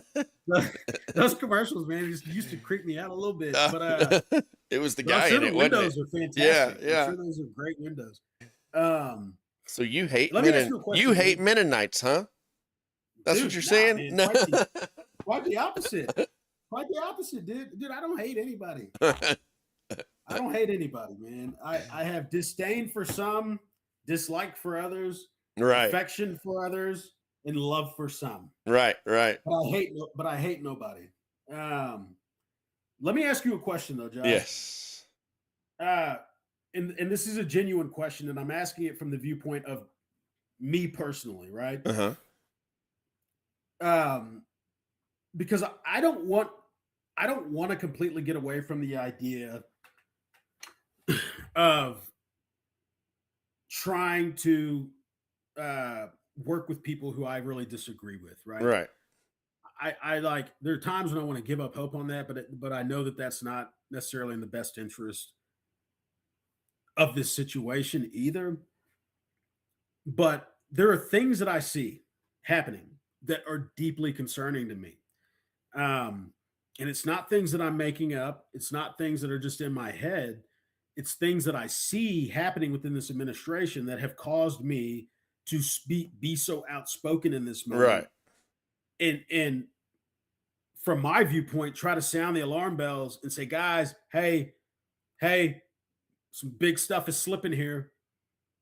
But in the act of doing that, I don't want to be a contributing factor to what people on supporters of the president view as being that type of rhetoric that they would view as causing or attributing to this violence that we're seeing Right. either. Yeah. So how would you recommend someone like me say things, put them in the way that, like, because I don't want to undermine the seriousness of it either, Right. but also frame it in a way to where it's not viewed as just extremist rhetoric that's a part of the problem. You know what I mean? Right. I think sadly, I don't know if it's possible. I think you've got one sect of people or two sects of people that have their mind made up, right? And I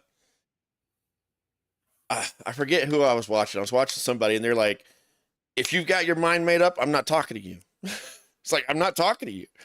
It's like, That's kind of how I feel yeah, sometimes, man. you know, like And I you hate got that. you got your mind made up. I'm not talking to you. Like you're a waste of my time. You're not going to change the way you think. Like I'm not talking to you.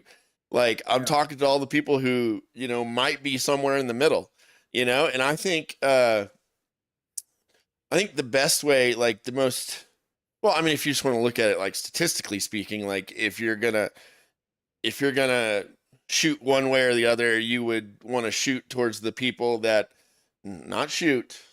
Not sorry, not Well, shoot. You would want to well, aim. You would want to like put put that thing away. you would want to put your like energy into people that you may have a chance of actually enlightening. Like, because there's a whole group of people that they're going to get mad at you for enlightening them. Literally, they'll literally be upset at you for proving the way they think wrong. You know what I'm saying? I've experienced that, man. Yeah. And so I think, like, if you're trying to, like, you personally, like, trying to make some sort of difference in talking to people, I think you stay true to the way you believe and stay true to what you believe, and how people take it, that's not your problem. Like, honestly, it's not your Yeah. problem. You know what I'm saying? That's kind of like we talked about this a little bit, right? Like when you and I first started, and for full disclosure, Josh was like one of the ones that convinced me to even do this live stream. Like, I mean, I'm not making, Josh, am I making that up? No. I thought you'd be great at it, and you are great at it. So, Well, I mean, and you have a unique like, look, perspective. You worked in government. So the thing that I'm learning, man, and it's actually kind of ironic because it's one of those things that I've known is a flaw of mine, and I've known it for a long time. My wife reminds me all the time, Brandon, it's not what you say. Sometimes it's how you say it, right. Like tone. Like, and I'm not kidding about this. Like when I write something, one of the things that I like to do, and I've started doing this because I actually think that it makes a little bit of a difference. I think so, but maybe not. Is whenever I write something, I'll put it into Claude and I'll say, Claude, I want to put this out there, but I want to make sure it's received in a way that is not immediate, like people aren't immediately offended by it. can you help me with my tone? Yeah. And so Claude will be like, well, what kind of tone are you going for? And I'm like, well, I want to go for a serious tone, but more scholarly, like relying more on the Mm-hmm. facts than putting my emotion into this. Can you help me, Claude? Of course, Claude, which can do a lot of things, yeah, I can help you with that. And it will provide me recommendations on how I can reword something to make it be received better. Right. And I've just started doing that. And it's been really helpful. And what's funny about it is I told my wife, because she was like, for the longest time, she was trying to convince me, like, Brandon, man, like you would get a lot of use out of AI with some of your writing. I'm like, I'm not using AI in my Right. writing. I Yeah. have too much pride in my writing. I'm not Yeah. doing that. Yeah. But now I do. Yeah. And I'm not even shy about it. I mean, it really helps me frame things in a way and provide recommendations to me that I might not naturally have thought about. The way I naturally might want to say something will undoubtedly be met with closed ears and closed minds because it's like not the tone is wrong. You know Right. what I mean? Yeah. And so I've really tried to work on that quite a bit. But to your point, like when we started this live stream, man, like the bridges is what we wanted to that was what we wanted to build, man. Yeah. And I don't even know if we necessarily talked about it. But it became kind of clear to me that like that's a really, really hard thing to do in this environment. Like a lot of people are not looking for I those really bridges, think, man. yeah, I really think like it comes back to that compromise, like, right? Like, I think like if you go into things like trying to show people how wrong they are, they're never going to accept it. Never. Like Yeah. they don't want to be wrong. It's kind of like you gotta. It's really hard to do, but you gotta like take the idea behind what somebody may think and like use it to prove your point. You know, like literally use the way they think to like prove to them that they're thinking about it right, but just coming about it from the wrong way. You know what I'm saying? And it's extremely Yeah. hard to do. I mean, that's, and especially online, because usually the only way like you can have an impact on somebody is if you have a rapport with them. Mhm. Well, you can't build rapport online. You know what I'm saying? You just can't. Like you're talking to a random person, you know, and the I think you can, but I think it's few and far in between. right, Man. yeah, By and large, I totally agree with you. Like there, you know, and this is why I think AI can't replace some jobs. right, The jobs that require that emotional, that human to human interaction, those are the jobs by and large that are safe from otherwise what's going to be devastating job losses with AI the more it's implemented in our society. mm-hmm. Nurses, for example, are one of those jobs you need that human to human interaction. You need that person there with that patient, Yeah, being for able sure. to assess and judge not just what is physically wrong with them, but what their mental state is too.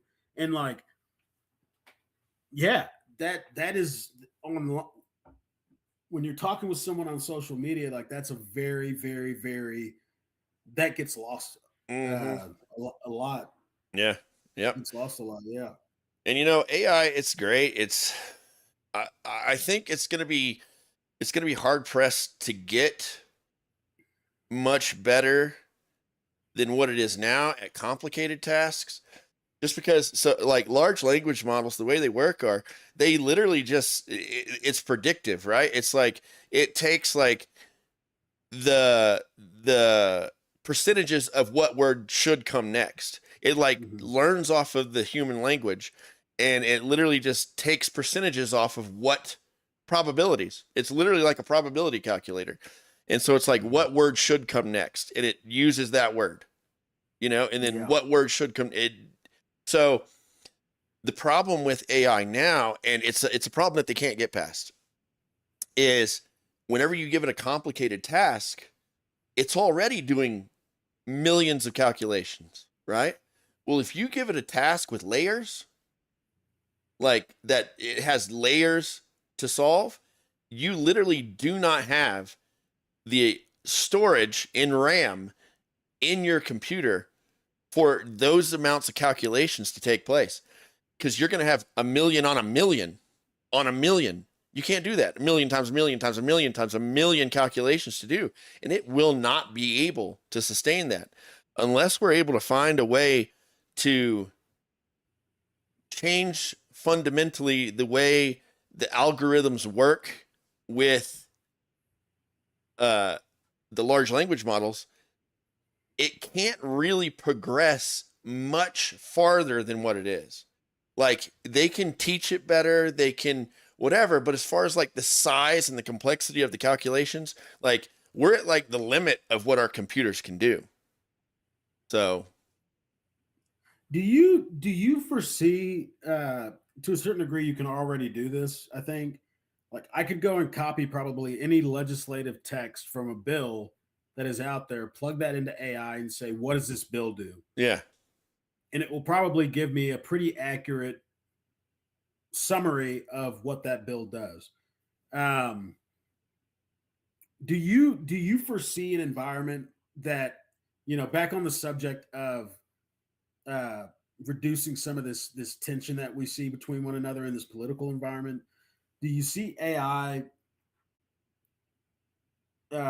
playing like a role there? And I ask that question because I've heard in a lot of conversations AI also assisting within courtrooms, Right. right? As far as trying to better, more fairly distribute justice. What role does AI play in that environment? But do you see an environment in which AI can be used as a bit? This revolution is coming; it's here, and we can't do anything. At least it doesn't, from my perspective, look like we're going to really do anything to stop it. Yeah. So, what ways can we use it to our benefit? Do you see it being able to be used to our benefit in that way? Yeah, for sure. So those things, they're small calculations. You ask it a question, you're like, let's say you're in a courtroom. Give me, examples of other cases where such and such and such, were the parameters, and it'll be able to do that, no problem. You know what I'm saying? Because those are small, like relatively small calculations. It's when you start asking it to do complex tasks, like, hey, for example, like if you sent it, let's use the Epstein files, right?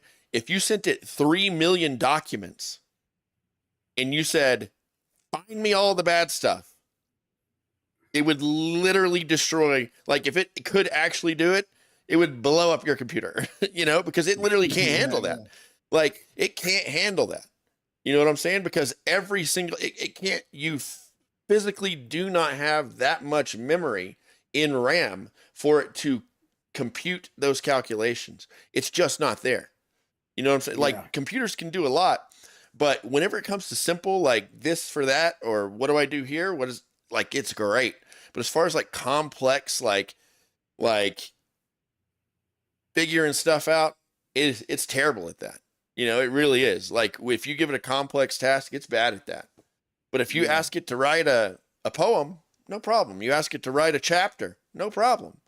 Yeah. You want to hear something crazy, Josh? Yeah. So, like, behind the scenes, I've been doing a bunch of stuff, and it's one of those things that, like, a lot of times people just assume I'm just like a keyboard warrior, and this is all that I do is this and these live streams. But there's other stuff that goes on behind the scenes that people don't see.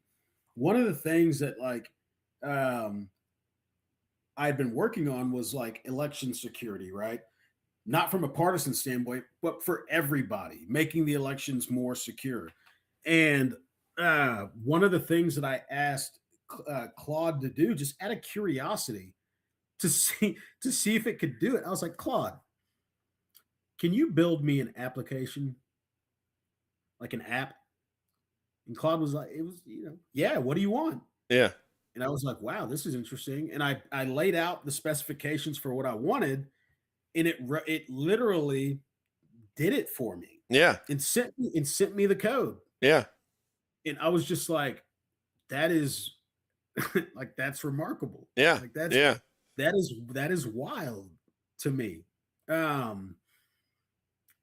just and I'm probably only using this like for a tenth of what it can do. Right. Like I don't know what all it can do. Um, So that's actually what large language models are best at, is writing code.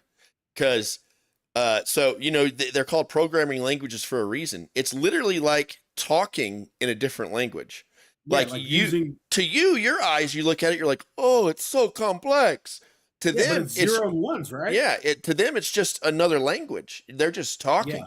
That's what it's so good at. To humans, it seems really complex, like all these dashes and ampersands and whatever, and uppercase, lowercase, equals, and double and, all that stuff. C equals all that, but to them, it's just talking, right? It's Yeah. just another. Yeah. It's like speaking English, or it's like speaking Spanish, or it's like, you know what I'm saying? Like it's no problem to a large Absolutely. language model, and that's what it's so good at, and that's what is going to get hit the most. Yeah. That software development, because now anyone can be a software developer. Yeah. Yeah. Well, man, I like this is one of the things that like keeps my mind like the bit, not the AI stuff, but like trying to find a way to break this log jam Yeah. so we can get our government functioning better, so as a society we can function better. um and I see oftentimes politics becoming more and more of a game of hypocrisy, where each party is accusing the other party of doing the thing that the other party's doing, and Right. it's just this constant nonstop bickering. And man, to me, I just see the only people that lose are all of us. Oh yeah. like I don't see it benefiting any of us to be functioning this way. How we get out of this death spiral, I don't know, because it seems like the incentive structure is more about keeping us in this death spiral. Right. Like, that's what influencers get paid by. That's what politicians use to get elected. Right. That's what keep the elite rich. Yep. I mean, at what point does the incentives that are creating and fueling this environment, at what point do those have to change? Because like in my mind at least, if they don't change, man, a house divided cannot stand. Yeah. Like I mean, don't see. I think you're dead on. Like incentives determine actions, which determine outcomes. It's like, Yeah, if you're incentivized to like be hardline one way and not compromise, like, well, then that's what you're gonna get. You're gonna get uncompromising, hard-headedness. You know what I'm saying? So yeah, it's gonna take a party, and I just don't know if it's gonna happen. It's gonna have to take somebody who goes in there with like extremely well-meaning, who would be okay with. I mean, I think a lot of people, like, if you started acting that way, let's say Trump started acting like very open to any ideas from Democrats and stuff, I think he'd start getting a lot of flack as like destroying the Republican Party, and and I think it would take somebody extraordinarily strong to stand up to like that type of pressure of, hey, like, well, to put it more simple, I think it would take somebody who doesn't care about getting reelected. yes, yep, mm-hmm, Like I think at the point in which there's an argument that can be made. I would make this argument as to why term limits are so important, because at the point in which you shift the incentives, or just straight up altogether take the incentives away, yeah, and you make the focus more about governing instead of nonstop campaigning, right, I think you will see better policy. I think you will see more responsible government. I right, think you will see more transparency, because you're not incentivized to not be transparent. Right. You're not incentivized to die in office. You're not incentivized to enrich yourself in the same way. Like I like telling this story because it still blows my mind. General Grant, Ulysses S. Grant, right? One of the most notable generals to come out of the Civil War. Goes on. I actually have I found this really cool framed family portrait of him in this antique store. Uh, I think it's a copy, but it's really old, and I think it's awesome. It's around my office somewhere. But anyway, this guy went on to become president, left being president, dead broke, Yeah. and had to sell his memoir, of which he didn't receive any royalties from it, to essentially feed his family. Oh, I wow. mean, Yeah. now, Josh, think about the incentive structure now. When a president puts out a memo or a memoir, and how much money comes from. I mean, you got members of Congress writing books. You got all the. You get rich off of office now. Yeah. These guys used to leave office broke, man.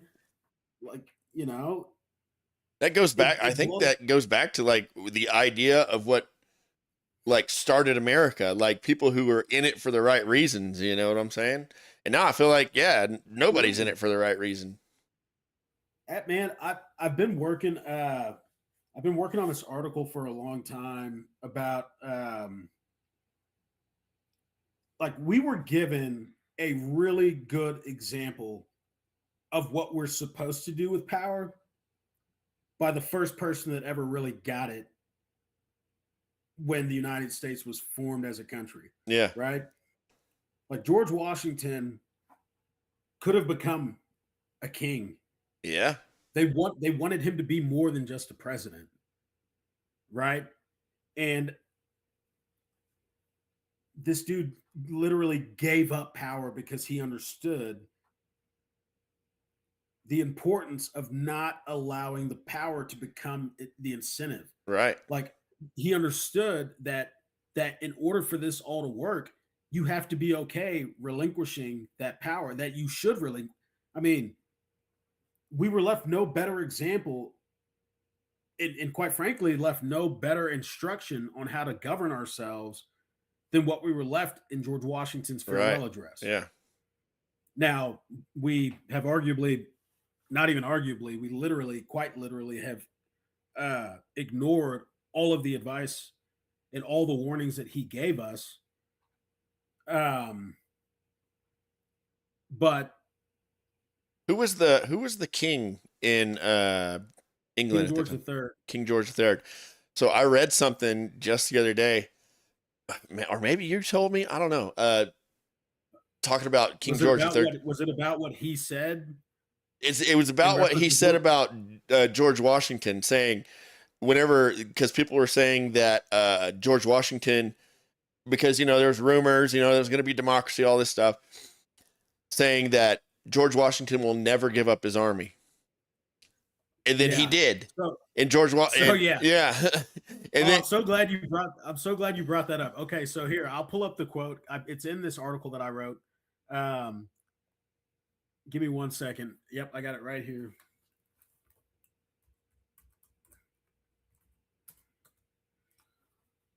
Let me see if I can find it real quick. Give me 1 second. And to also preface this for everyone, back then, everyone in England, like the way America was treated was they were all seen as like weak, criminally minded, like not high standard people at all. Like with people like basically the underclass people of the world. Yeah, the peasants. Yep. Like that was where England sent their criminals, even, So they thought like, they don't stand a chance. They're worthless, Okay, so when King George III was told by the American painter Benjamin West that George Washington intended to resign his commission as commander-in-chief of the Continental Army after winning the Revolutionary War and return to his farm at Mount Vernon, the king reportedly said, if he does that, he will be the greatest man in the world. Yep. And he did. and he did it. And, just he understood that, like, we just fought an entire bloody revolution to get away from the idea that we were to be governed by a king. Right. But that's what this was all about. There's a quote that I put at the end of this article that I wrote that I hope to publish soon, and it's literally right on the nose with what you're saying.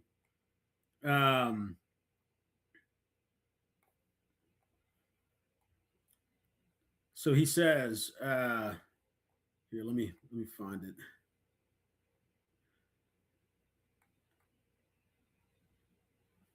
I think it's in this version that I wrote.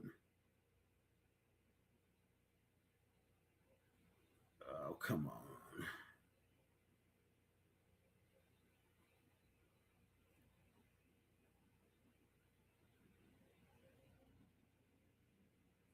No, I must have.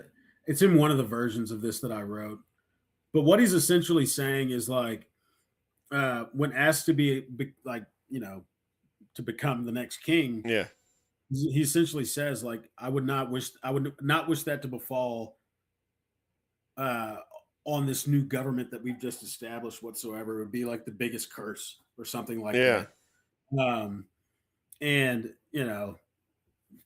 this is what I say at the end of this article that I wrote that I think is the final version. It's this quote that he says, where he says, I anticipate with pleasing expectation that retreat in which I promised myself to realize, talking about going back to his farm after he gives up power, back to Mount Vernon, without alloy, the sweet enjoyment of partaking in the midst of my fellow citizens. Essentially, he looks forward to becoming just an ordinary citizen again. Yeah.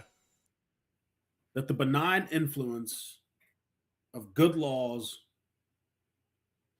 under a free government. And that's what I think, man, like, to me, that is so good laws under a free government. Yeah. Is what I think we should all be working towards, man. Like, obviously, good laws that's a pretty relative term. It was a lot less relative at the time that he said this. But I think when we think about what good laws look like, I think we have to filter them through the lens of, are they just? Do they serve the common good? Are they applied fairly and equally? And are they meant to make us more free, thereby them being less restrictive? Right. And it seems to me that how we view good laws now is whether or not they benefit a specific class within our society. Right. Instead of our society as a whole. And like, I get the frustrations by do you think that might come from a place of, we just don't have that many problems to fix like we used to? Like, well, I mean, I don't, dude, you tell me. Like, our healthcare system is deplorable. Right. Our infrastructure sucks.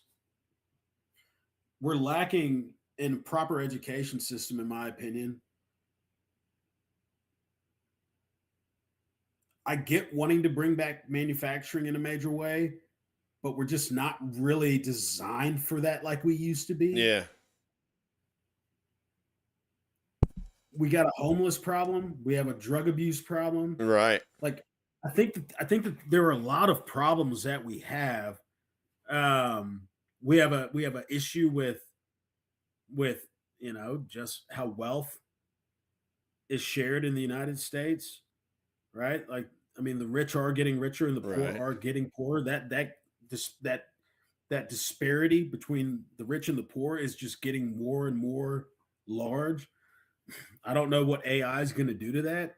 Do you think all those things could be like a trade-off of a capitalist free society? Like you're going to have people who just decide Well, they want to be homeless or, you know, I mean, I think you do have that, but I think also when you think about, like, for example, right, like the common quote that you will hear is capitalism has lifted more people out of poverty than any other form of government right. in the history of the world. And I think that that is true.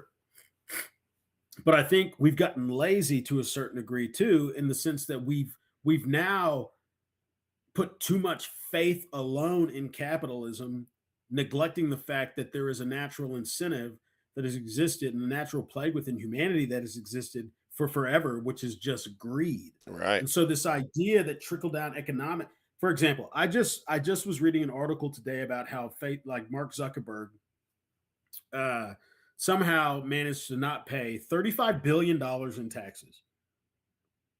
He saved a lot of money Right. Yeah. and still laid off 10,000 workers.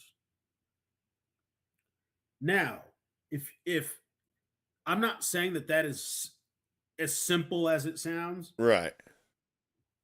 but that doesn't look good to me either. Right. How can you save that much money? And man, honestly, I don't know what people do. Like, what do you do with that much money? Like, Anything you like, what do you want, I guess. Well, but you could do anything you want with a much smaller amount of money than that. Right. Yeah. Like, So I was kind does of that give you the right to now decide elections? right. Yeah. No, obviously. Is Yeah. that Yeah. well, but it kind of does. Well, yeah. Yeah. I guess you Yes, can exert your influence. $300 Yeah. million into the presidential election. Right. dude. Right. He put that into an election. Right. Now, I mean, that being said, I'm sure I'm not. both sides got quite a bit of donations. You know what I'm saying? But Oh, look, yeah. I'm not making that as a political argument. Yeah. I'm just saying that is so much money. Yeah, for to sure. just be able to pump into an election Yeah. system. Well, I'm gonna be honest. I'll be honest. If Elon Musk wouldn't have bought Twitter, like, I don't know that another Republican would have won for the next 50 years, you know, because Yeah. they can, like, the Democrats, they had full control of Twitter. It was Yeah. like, it was blue sky, essentially. Like, you weren't allowed to espouse any, like, Republican viewpoints. Now it's a free for all. Now you can go on there and say anything you want, you know, and do anything you want. It's the only place that has that, you know, Yeah. which I enjoy. Like, you can get on there and say any word you want, post any image you want. It's completely free. Like, it's a free, other than violence. You can't spread violence. And I think everything should be that way. I think all these platforms should be that way. You should be able to say and express whatever idea you want to. I don't have to agree with it. You know what I'm saying? Well, I totally agree with that, Yeah. man. Let me get your take on this though, because and this kind of goes back to like our conversation on the events surrounding the White House Correspondents' Dinner. Right. What I saw was like immediately after that event, a lot of people seized on that as an opportunity to say, y'all have to stop using specific language, right? Like, Right. it was almost as though it came across as an opportunity that people seized on to almost restrict criticism of the administration Right. to a You certain see degree. that. Yeah. And obviously there was a lot of pushback to that. Now, like, I will never ever put myself in a position to where I'm not going to say or offer critique when I feel like a critique is needed of this administration. Right. And that you know, I feel like that is a big part of democracy, being able to do that. But I also want to be thoughtful in how I do that. I don't want to be the guy out here calling for or being perceived as, you know, in any way advocating for political violence either. But how, from your perspective, like how do you walk that fine? Because there's a line there, right? Yeah. Yeah. But what is that line? At Right. what point does what you say stop being what you said, as opposed to how somebody interpreted it and then acted upon it. Right. And then you're now tied to the action, even though you didn't necessarily advocate for that action, but you're Right. tied to it nonetheless. Like, what does that line look like for you? I'll say, okay, so the line for me, there's something that I think is very true in this like time. It's people use these words, right? Like they call Republicans Nazis, right? And the way I see it is they're not saying they're not calling people Nazis, right? What they're doing is they're not so you know, they used to have this thing, punch a Nazi in the face. I don't know if you remember that. That was a big movement. Yeah. It was a big Yeah, I movement. remember Punch a that. Nazi in the face. They're not calling them Nazis. They're not punching Nazis in the face. They're calling them Nazis so they can punch them in the face. And I think that's There's a word for permissive. There's a word for this.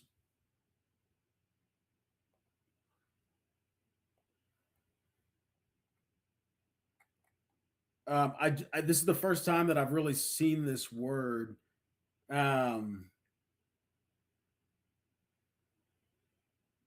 and to kind of continue with the idea, Yeah. it's like what they're doing is they need whoever it is they hate so they can target them. They need you to think they're a Nazi, right? They need you to think they're a Nazi so that way their violence or their rhetoric or whatever, it's justified, right? Instead of like, go ahead.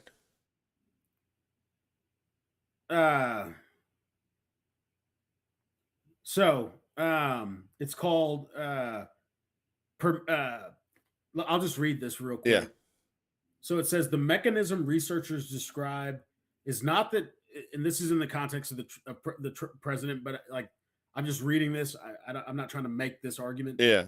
The mechanism researchers described is not that Trump personally directs violence, but that his rhetoric creates what counterterrorism experts have called a permission structure, a social environment in which violence against designated enemies feels authorized or justified. Right. Right.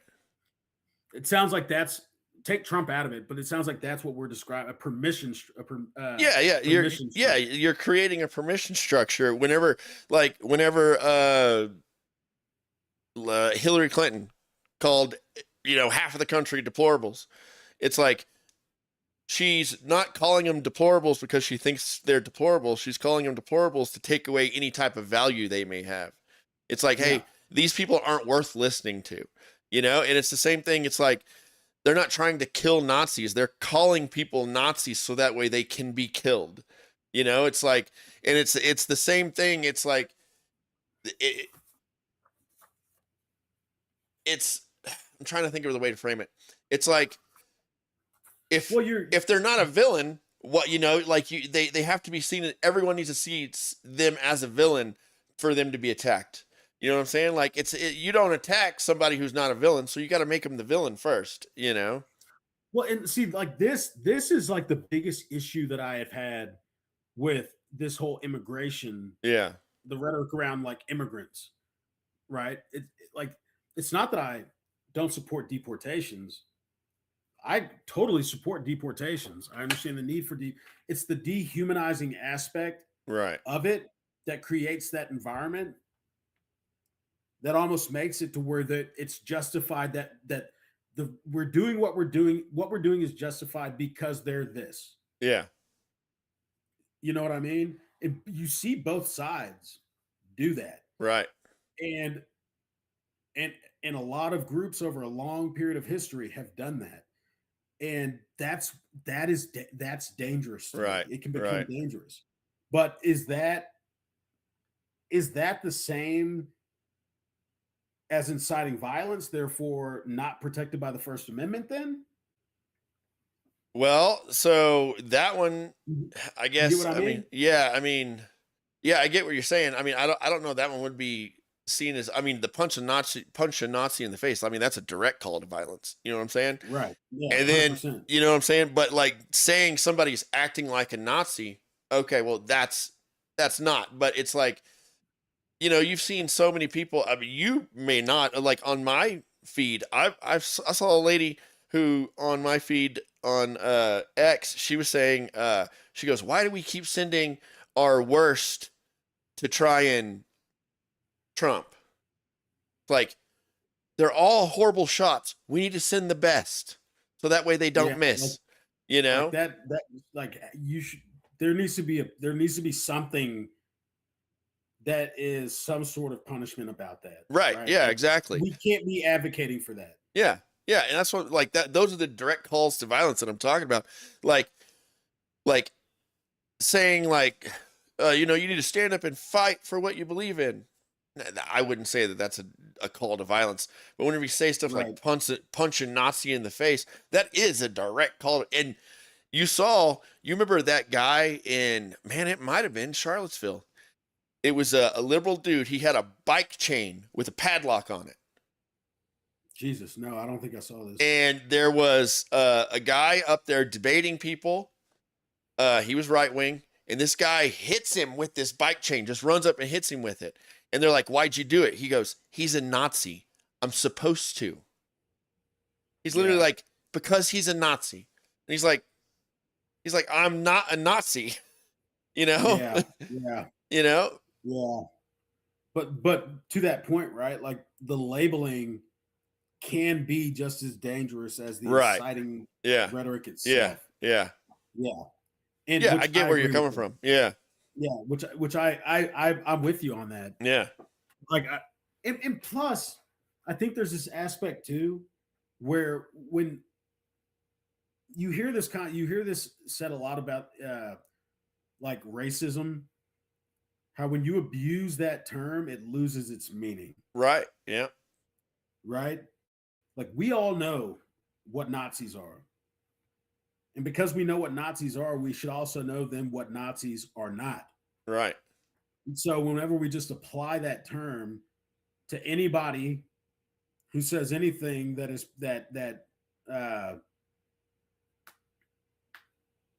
could be taken as something like Nazi-esque, I Right. guess. Yeah. I don't really know how else to say that, but then by calling everybody that undermines how vile of a thing that Well, is. I honestly think that racism, the word racism isn't really even a word anymore to me, because I'm told now that nobody can be racist except for a white person. You know, like nobody else can be racist except for a white person. And to me, that's like fundamentally changes the word racist or racism. Now it just means white. Like literally, it just means white. You know? Like they have taken the word racist or racism and literally just changed the definition, like put an equal sign behind it, equals white. That's it. You know, like it Yeah. no longer has the definition it used to have. You know, now it's literally just I've seen there's a lot of people that try to like it's like there's a like they'll argue that like in order to be, which I don't agree with this, but like what they'll say is that like in order to be racist you have to be in a position of like power and influence, right. like that there's a structure to it that prohibits somebody who does not have power from being racist. And I've never agreed with that. In my head I'm like, man, I've heard a lot of black folks say some crazy racist things. I've heard a lot of white folks say some crazy Right, racist right, things yeah. too, man. I view the term race. And for kicks, let's just like look up what the definition of it is, right? Of racism, Because- let's see. Like a lot of times, Josh, I'm big on this, man. Yeah. Definitions. Socrates was big into this. Definitions matter, right? If you just change the definition of every word to fit a narrative, the word itself loses meaning. It loses Right. influence. It loses power. The definition of the word matters. How we agree the definition is to be applied matters. So what is it? Okay, here's Merriam-Webster's. It says a belief that race is a fundamental determinant of human traits and capacities, and that racial differences produce an inherent superiority of a particular race. Also, the systematic oppression of a racial group to the societal, economic, and political advantage of another, and prejudice or discrimination against people based on race. Right. So, like, what people will do is they'll take that second definition that you read, Yeah. where it talks about the structure, and say, well, black people don't have the means to, we don't have the power in the structure to be racist. Therefore, and it's like, come on, folks, like that is a, and like, I feel like I understand what they're trying to say, but I just fundamentally don't believe in that. Like, using someone's race to determine what they are capable of, what rights they should or should not have, what they can and cannot do in a society, making those determinations based off of race alone, that is racism to me. Right. Yeah. Yeah. So, yes, everybody, in my opinion, can be racist. Well, you know, I heard I remember somebody asked me about it a long time ago. I'm like, I'm not racist. I was like, but if there was a race war, like, I would have to be on the side of the whites. I mean, I'm white, you know. You don't have to be, man. But I mean, but that's what I'm getting at. It's like, it's not like nobody's racist, but it's like, well, there are. Well, yeah. I mean, like the vast majority. I mean, the vast majority of people aren't racist. But like, if you said like they didn't have a preference, it's like, well, that's not true. You know, like it's like if go ahead. Well, I was just gonna say real quick, man. Sorry to interrupt you. I feel like sometimes we strip the human aspect out of these things. Yeah. And we almost make it too scholarly. Yeah. As if, for example, the term, "Oh, I don't see color." Oh, okay. So you're just walking around life colorblind, right? Right. Yeah. Come on, no. Everybody sees color. Yeah. We're human, folks. Like, everybody has preferences. Yeah, that's what I'm getting at. It's like we're all human, obviously, and it's not like you. I mean, a racist hates just because of the color of the skin, but like most normal people, they can see differences in people. It's just what it is, you know. And it's not like you prefer it. Yeah. And there are differences. Yeah, the exactly. Thing that it is we shouldn't let those differences dictate how we treat one another. Exactly. Yes. Yeah. You know what I'm saying? Yeah. Like, I shouldn't treat you different because of our differences. Yeah. That's what it gets back to for me, man. Like, man, I think we should probably wrap this up here soon, Josh. But let me ask you a question. Yes. If from your point of view, what do you think we could do as a society today or tomorrow on a personal level to do our individual, whatever we can individually, to bring down this environment of hate-filled rhetoric, to restore a little bit of sensibility to this environment? I know the fastest way. I don't know if everyone would like it. But dude, don't say throw all the Democrats in jail, man. No. that might work. Get rid of all opposition. No, if every time like somebody, if there was even a hint of like pushing violence, like they were prosecuted, and then they might be found not guilty, cool, but the process would be the punishment even. You know what I'm saying? Like, if you're out there espousing some crazy things, well, you need to be, you know, put on trial, and let's see what you're, you know, like, see the outcome of this in front of a jury of your peers, you know. And if it turns out that, hey, you know, you had good intentions, okay, well, the process was the punishment there even, you know. Like, these people don't have to go to jail necessarily, but they need to be, needs to be some accountability. Yes, there needs to be some accountability for it, because the internet has made it to where there's no accountability. Like you say it and then you just disappear into the abyss, you know, like you scroll and then you scroll the next thing, you know, and there's no there's no accountability for it. And I think, like we talked about before, I think the biggest place you see this in is with women. Women,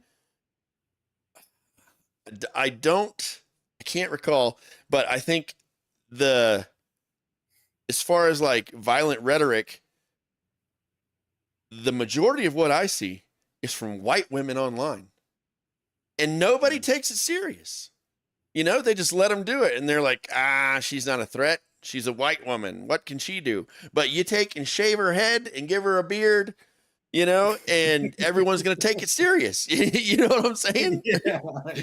It really is a big difference. Like me or you say some of those things, you know, and man, somebody's going to come knocking at the door, you know, and that's why I'm saying like it should be universally enforced over political leanings, genders, everything, you know, and it needs to be universally enforced also, not just Democrats, not just Republicans, everybody. Yeah. I mean, the standard has to be the standard. Yeah. And yeah, equal applicability is important, man. Yeah. And you know, that kind of gets me back to like the this whole gerrymandering thing. It's like it's the golden rule, man. Do unto others right as you would have them do unto you. If we lived that way, if we applied that golden rule as the standard more frequently, I think what we would find is that, maybe I'm not going to treat this person that way because it would really suck to be treated that way. Right. Yeah. Or maybe I won't say this thing because it would suck if it was said to me. Right. That golden rule is a doozy. Yeah.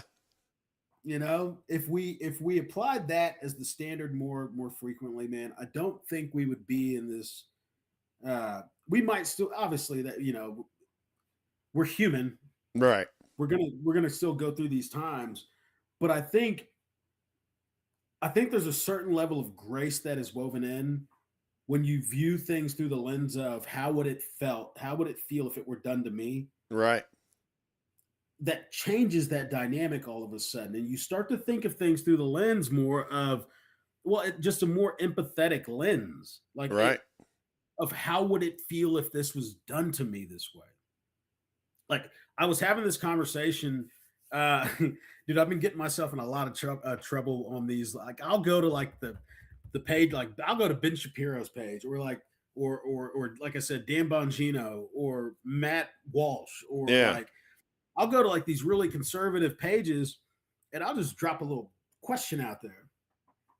Not to get people riled up, but because I'm genuinely interested to have these conversations with people, right? Yeah. All of these are people that I used to follow, by the way, who I just feel like have changed in a lot of ways. Maybe it's just me. I don't know. But I asked this question to somebody. The conversation was birthright citizenship, right? I view birthright citizenship through a much different lens than most people do. Not most people, but you know, I view it through a different lens than how it's being discussed right now in a lot of different forums. Because for me, it's not necessarily about birthright citizenship. It's about the Constitution. The argument that is being had right now around birthright citizenship is, what was the intent of the founders, right? What did they actually mean? What was the intent? Well, the intent was for the children of slaves, or for slaves, right? Like the intent. Okay. But I like to flip that on its head and tell people, okay, if you want to start jacking around what the intent of the founders was, imagine a world in which all of a sudden you had liberal judges outweighing conservative judges on the Supreme Court. And the context is not birthright citizenship anymore. It's the Second Amendment. Yeah. But we're still talking about intent. because I could see a world in the not so distant future where you do have that exact scenario, except we're not talking about birthright citizenship. We're talking about the Second Amendment. And did the founders intend for the Second Amendment to be applied to assault rifles? How would you feel in that moment being a Second Amendment supporter? I got a whole closet full of guns. Right. Was the intent what did the founders envision us having the sort of weapons that we have now? Because I think there's a case to be made. A lot of liberals are trying to make it that the answer to that is no. So what I look at is the constitutionality of it. What does the Constitution say? If we don't like what the Constitution says, well, there are ways to change it. There are ways to go about fixing it. But to try to just argue this was not the intent, that's I mean, I don't like that slippery slope argument a lot, but that is a slippery slope. Yeah. Because at the point in which you set that precedent for this was not their intent, well, that same argument could be used in a lot of different ways, that all of a sudden when you're on the receiving end of it and it's your rights being taken away, you might thought differently about it than you do right now, because it's not your rights. Right. We're talking about birthright citizen. You get what I'm saying? Oh yeah. Yeah, I get you. Like using that argument. Yeah. There's one thing that I just try to remind people of. It's like, are you a constitutionalist or are you not? If you're a constitutionalist, there is a process by which we can go about fixing or redefining or clarifying things. But just be careful when you start talking about intent, because that you can set a very dangerous precedent that way. Right. And it might not always work out in your favor when you're on the receiving end of being the person getting their rights taken. Right. So, it gets back to that golden rule argument again, right? Do unto others as you would have them do unto you. Yeah. Conservatives, Republicans, Trump supporters are not going to be in the majority. They're not going to be in power for forever. Yeah. And so how we treat people in these moments when the power is on your side, man, like, just know that could all change very quick. It very well could change come November. And like, if Democrats do the same thing, you're going to see me out here barking just as loud, Josh. Right. Because I don't want to see what's happening take place ever again, man. Like, power is not meant to be abused. That's what it comes down to for me. Right. We have a Congress for a reason. We have a legislative branch for a reason. We have a judiciary branch for a reason. We have an executive branch for a reason. All three fall into checks and balances in which no one has more power over the other. And our system is designed to function in a way to where all three branches get to operate independently of one another, so as to keep the other two in check. Yeah. In that revolving cycle. And I don't care who's in power. I don't want people abusing this system in that way. That's what it comes down to for me, man. That's it. I feel you. That is it. Man, as always, dude, I think we can do better than what we're doing. Leadership on both sides of the aisle, man. Like I was telling you, I'm starting to get this feeling that, and some people might say, well, of course they were going to do this. Man, I hope not, because I'll be out screaming just as loud. Yeah. But if Democrats take the House and the Senate and they just do the exact same thing that I saw Republicans, from my perspective, do, dude, man, I'm lose all hope. I don't know. Like, I'm just going to lose it, man. Like, at what point are we going to figure out that we cannot operate this way? Right. Like, regardless of popular belief, I'm not a Democrat. Right. Right. I fall within that category of people who feel politically homeless right now. I just know in this environment, we can't have conversations that we need to be having because of the chaos, man. I'm just tired of the chaos, dude. Every day, man. It is every day. It really is. I mean, there's a man. It's always interesting. I kind of wake up like almost excited for the new news. Like, what's going on today? You know.